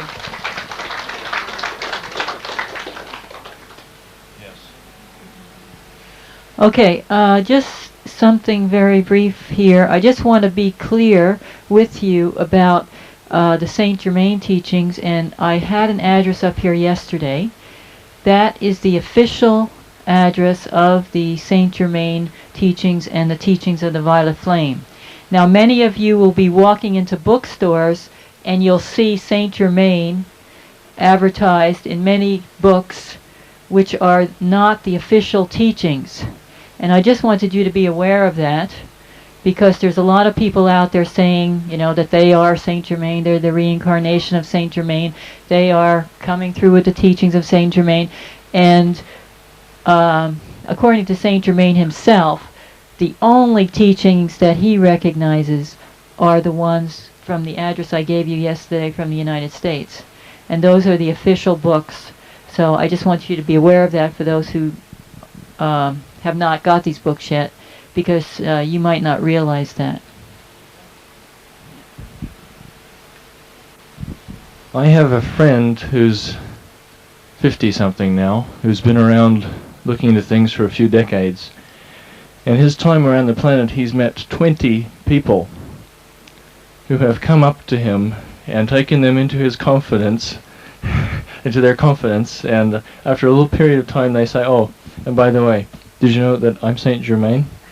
There's 20 people, and just be careful. Yes.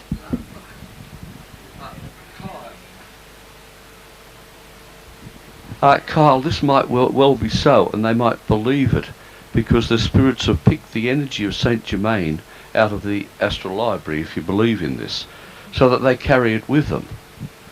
One would expect that the real Saint Germain would be 100%, whereas people would carry some of his energy. The same as if you look at reincarnation, as I said the other day, that you may carry a number of examples of energy with you from different from different other people, that you can feel at some time you're the reincarnation of St. Peter, as I said, the Apostle Peter. You may be the reincarnation of Attila the Hun, because you may have some of his energy in you, so that you may not just have simple one-to-one correspondence with somebody in one life becoming exactly somebody in another, unless you are of the form of an ascended master. I would say, would that be reasonable? Yes, I do not question the sincerity of these people in their beliefs and what they are writing. They are sincere and thinking they are doing the best job they can and helping humanity. But the truth is the truth. Time to talk. Okay, I'm talking now from a knowledge. I'm not talking from a spiritual situation or from a feeling. I'm talking from knowledge. I have had the distinct privilege of meeting with different people who are as pure as the driven snow. And these people, with their purity, have had the opportunity of meeting Saint Germain in the flesh, and having been instructed by him, and having had the opportunity to learn about things that they inquired about only.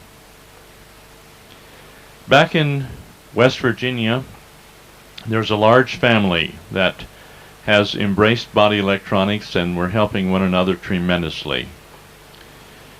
One of the young girls that grew up, got married into a Southern Baptist family, she had a whole lot of questions, and she was as sincere as anybody would ever be. And suddenly this beautiful man came to visit her and appeared before her and her daughter in their home, and asked if it would be possible to answer the questions that she had been praying about out of desperation for several months. Not just a week or two, or getting frustrated one day, giving a little prayer, but several months of prayer. And so he spent time and taught her the things that she was concerned about, which relieved her mind terribly. Now, she had more questions, and so a month later he comes back and teaches her again. She didn't know who he was. She was afraid to ask. She eventually told her brother about these monthly experiences. And finally the brother came to me and said, "John, what do you think about all this?" I said, "I don't know enough about it." And so I took a picture of Jesus out of my pocket that I carry with me. I've given all my pictures away, by the way. Anita, can you replenish the supply? But I took the picture of Jesus, and the brother took it over to her, and then she looked at it. No, this wasn't who it was. No. Picture comes back. I put it back in my pocket, and I take out a picture of Saint Germain.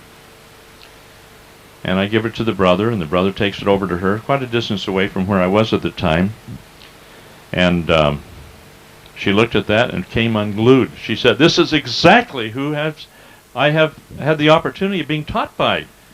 And then she asked me what his name was. We talked on the phone. I said, "This is the Master, Ascended Master Saint Germain." And she got very excited. So the next time he came to her to teach her, she asked him if he was Saint Germain, and he said yes. And then he precipitated in midair a beautiful gift, signed his name on it, which she has to this day. Now that was beautiful. But then old John sits over here, you know, never having had this type of spiritual experience at all, and I've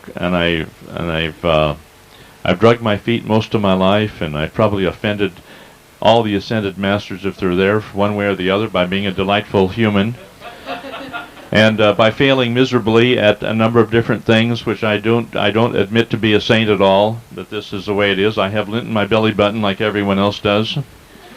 And so what happened here? Kyle, do you like that? Do you collect yours? I don't collect mine. But anyway, what happened here is that I was audacious enough to simply ask her a question, that I wanted to meet with Saint Germain, and would there be any chance of meeting with him. And next time he came, she asked him in my behalf, and he said no.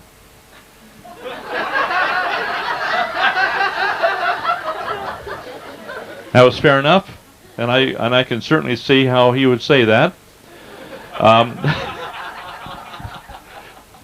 I told you if I went to hell, I'd make a heaven out of it. Fair enough, but that's the way it is. And Saint Germain said no at all, and no, I don't want to meet with him. And I thought, scratched my head, I said okay, and went on about my business, realizing that I probably hadn't reached that point of perfection yet to deserve such a visitation.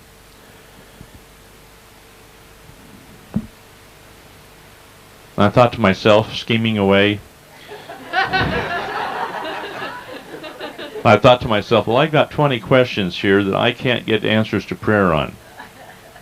And I thought, well, if the old boy is there, maybe he can take some mercy on me and write, and take time to write 20 questions. I'll write these 20 questions down and see if she'll take that to him. She agreed to do it, and he, frankly, agreed to answer it. And so I have all these pages of material where these answers were written down by her as it fell from his lips in answers to my questions. I have been greatly blessed by that. But I think of myself, because over the years I've always wanted answers to questions, and I've plagued people over and over again with 20 questions, or, taking time for digging stuff out and just pestering people relentlessly to get answers. And so I find myself having that same thing coming back to me over and over again these days, and I have about this much correspondence at home unanswered, many of them having 20 questions, which will take me 8 or 9 hours just to answer one letter. One of them's yours. And which is fine. And so we get back what we put out. The universe has a good way of repaying us. But one question I had was concerning Elizabeth Clare Prophet, who claims to be a channel for Saint Germain. And Saint Germain said very gently, to the effect that there is only one organization which he recognizes on the face of the earth, and that is the Saint Germain Foundation, which he himself established in Schaumburg, Illinois. And the people at that time who were living at that time, Anne and Jerry Craig, were his only messengers. There were no others. Fair enough, sir? Pardon me? Well, yes, that's correct. But at this time, living in the flesh, Anne and Jerry Craig were his appointed messengers, and there were no others. And he said, all these people who are doing channeling of Saint Germain, he says, they're doing that totally on their own responsibility, and it has nothing to do with me. Fair enough? And I was grateful for that. I asked him about body electronics. Saint Germain gave me specific instructions concerning body electronics. He says, teach nothing but that which is encompassed by the laws of love, light, and perfection. And that's what we're doing. Yes, sir. Haven't any idea, sir. Haven't any idea. But I do know this. This has been my personal experience, which I'm deeply grateful for. And so this is wherein our job is to teach love. Our job is to teach light. Our job is to teach the laws that govern the physical body, because you have the physical body operates according to certain immutable laws, and we can't deny them. The emotional body operates by certain emotional laws, and we cannot deny that. And the mental body operates by certain mental laws, and we can't deny that. And so when we get into these areas of the laws of love, light, and perfection, we encompass these three areas. And we do the best that we can with what we've got to work with here on this planet at this time. But I want to share that with you, because there are a lot of people who claim, another one of my questions was the channeling of Saint Germain. And Saint Germain says that if he teaches people, he will come and teach them directly. But the only channeling information that comes through Saint Germain will be that through the Schaumburg organization, which is the I Am organization out of Schaumburg, Illinois. Is that gentle enough?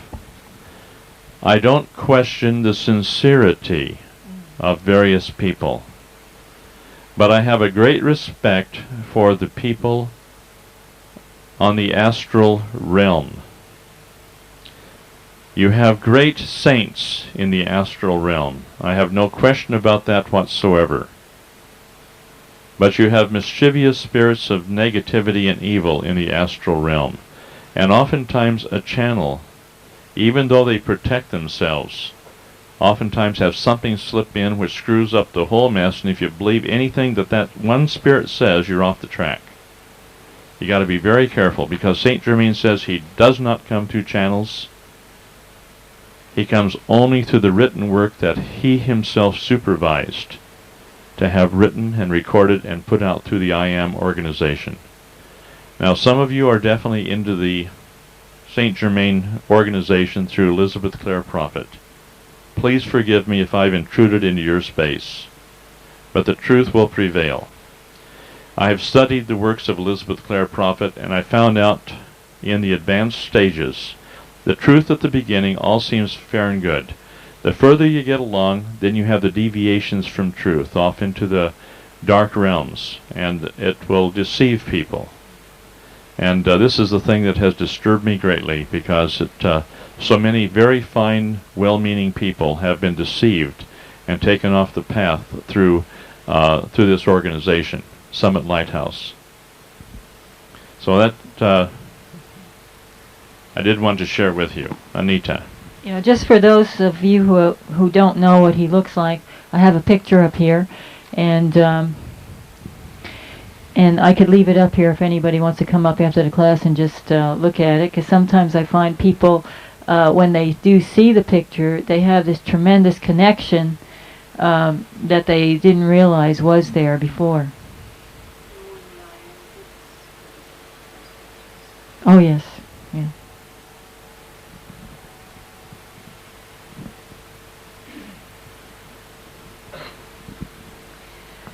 I have the address here of the Saint Germain Foundation, the original, the Sydney branch of, yeah, the Sydney branch. It's at 55 Manson Street, Strathfield.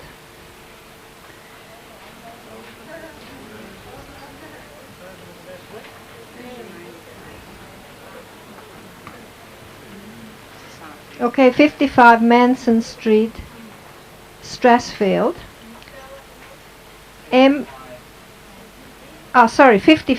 55 Manson Street, Manson, Strathfield. The phone number there is, yes, Sydney. No, not here. The phone number there is 02 9746 9109. Now there is nobody there except at certain times, so the person to ring, who is the current sponsor from the official Illinois organization here in Sydney, is Nadia.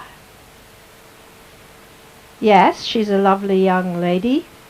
JASZ. JASZ. Nadia, yes. And her number is 02 9744 1739. Now, if you ring her, she would know the phone number of the branches in all the various other cities or capitals in Australia.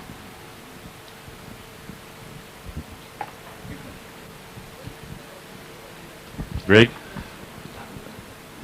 The only reason that I came to the realization that all my channel material was not true was that over the 6 month period that I was doing it, I could remember who had told me what, and eventually all channel material that was coming through to me was not of the truth. They had lied to me. May I be gentle here, Greg? I want to be very gentle, because many great souls who are still in the astral realm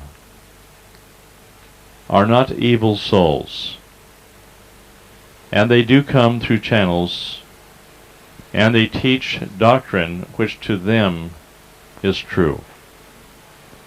And the much channeling from the upper realm can be very, very efficacious and true.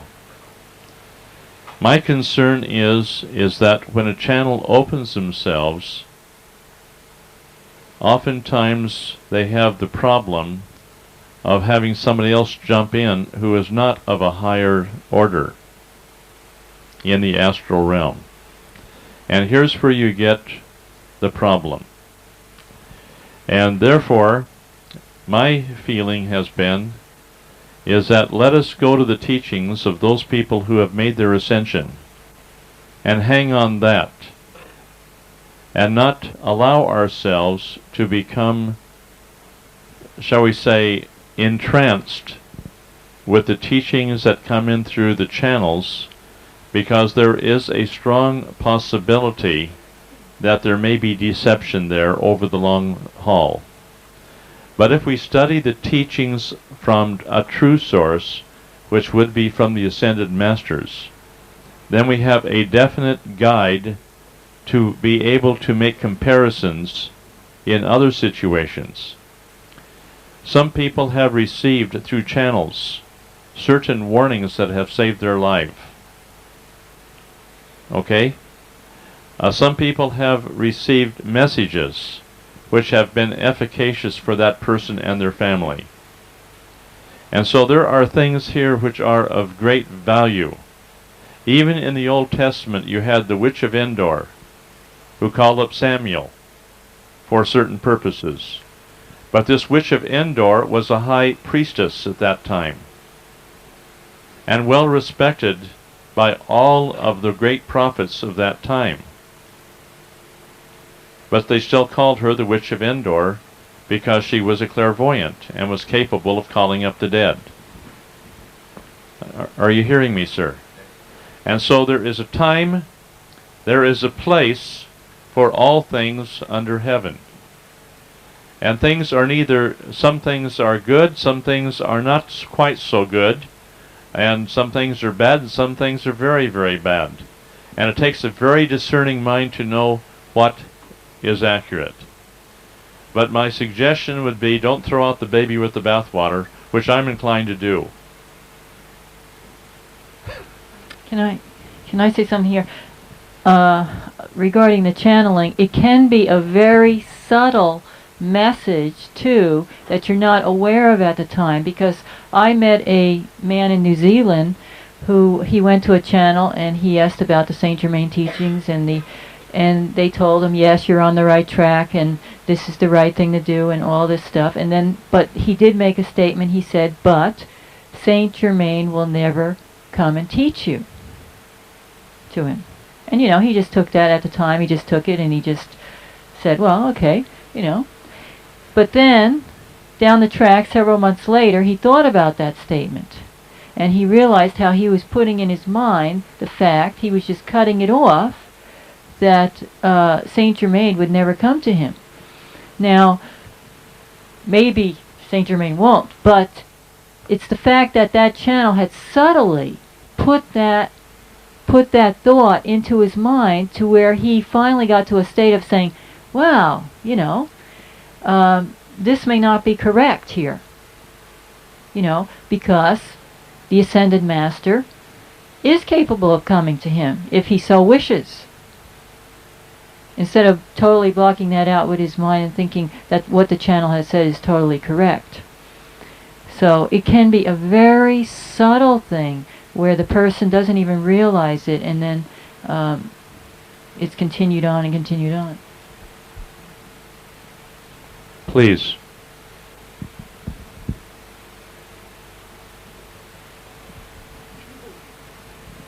Okay. I've been avoiding getting up here, and I'm going to let you watch it, what's happening, okay? Because they did try to program me, okay? And I knew that. I've known that for a long time. And Atlantis, what you were talking about, okay? And I've wanted to come up and stand forward so many times. That's been my lesson. That's why I chose to come back this time. It's been going on for a long time. The issue has been abuse of power, okay? The understanding, the lesson was facing the shadow, knowing that I was a part of that shadow, capable of doing all of those things that I thought or was told were bad or evil or anything else. The lesson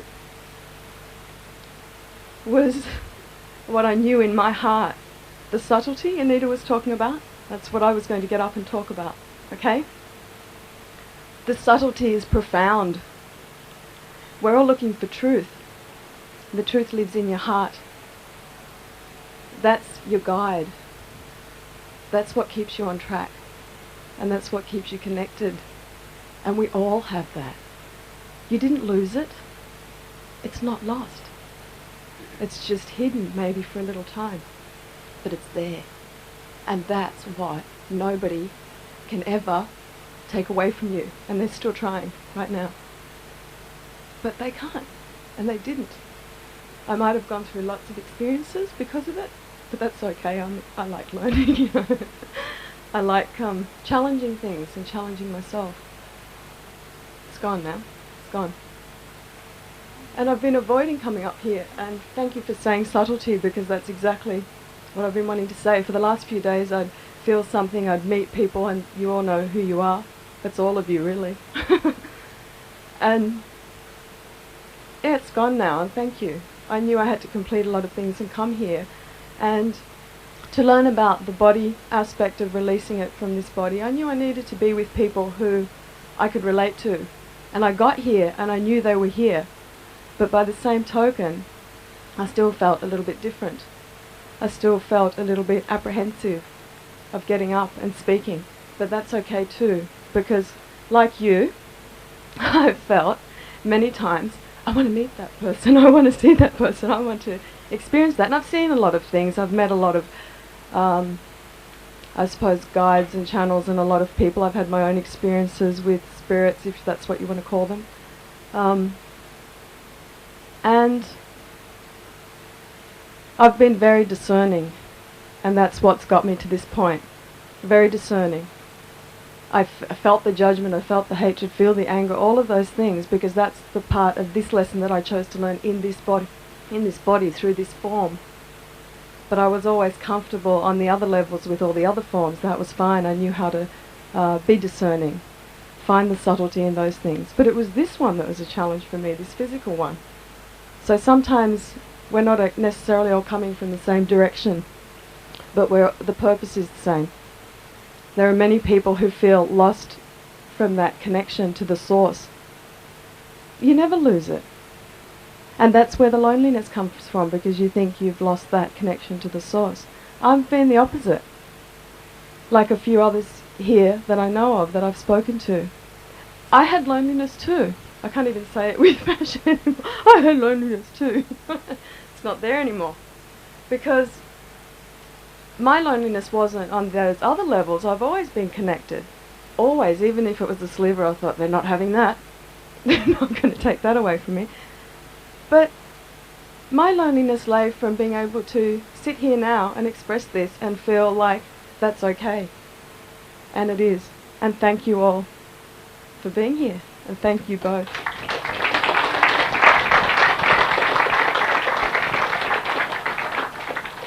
Yes. We're winding it up now. Sakara, I see you a little bit tense there. That's the way it is. I'm sorry. I'm a writer of fiction.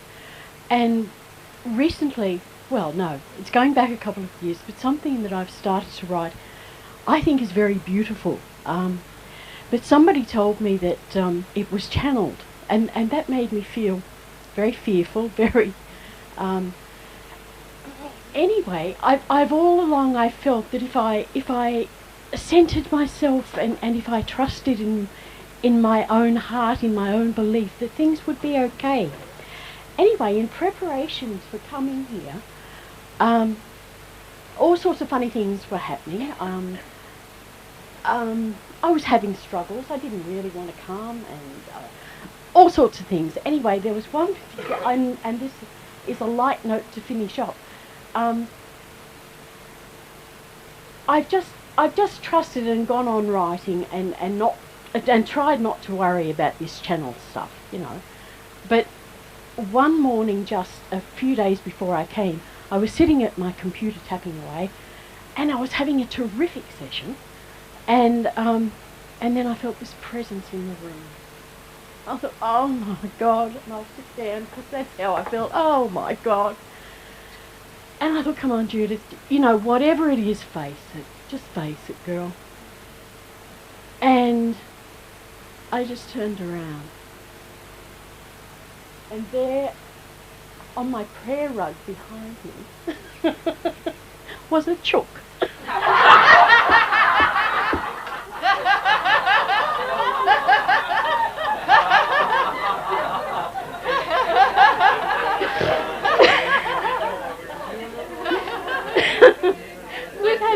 We'd had a storm a few days before, and the glass out of our front door had got broken. And I do eggs, you know, little gorgeous little apricot eggs. And one of my chooks had come to sit with me. And that's light, but thank you. You spoke to my heart. I want to ask, did you have a good chuckle over that? Okay, one more, and then we're going to take a break and go to tea, and a half hour later return up to the choral room. Yes, sir.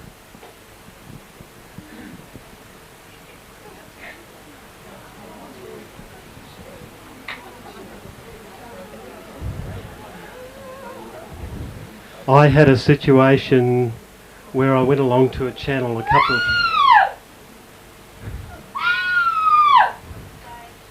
couple of nights in a row, and it all seemed wonderful stuff. So I decided to get a reading from this channel, and they gave me a tape that they'd done. And all of that tape I thought was pretty good, but there was one sector there that said, you must stop experimenting on people. And I'm a naturopath and I do acupressure, and I'm currently expanding the acupuncture system, and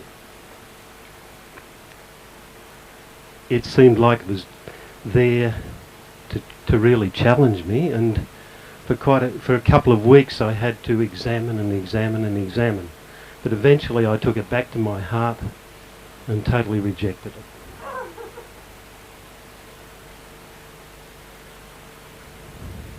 I didn't let it take me off my path, and I've stayed on that path. And anything that comes up, I refer it to my heart, and if my heart says yes, I go for it. Thank you. Thank you. Isn't this a beautiful gathering of people with beautiful experiences and beautiful ideas? I'm so grateful for all of you. But it's time, and for the chooks, and the chookles. But I think it's a little time for a little cup of tea. And so I want to thank all of you, Jennifer, Ian, Sakara, for being a little patient with us this morning. But many of these things needed to be handled. Thank you.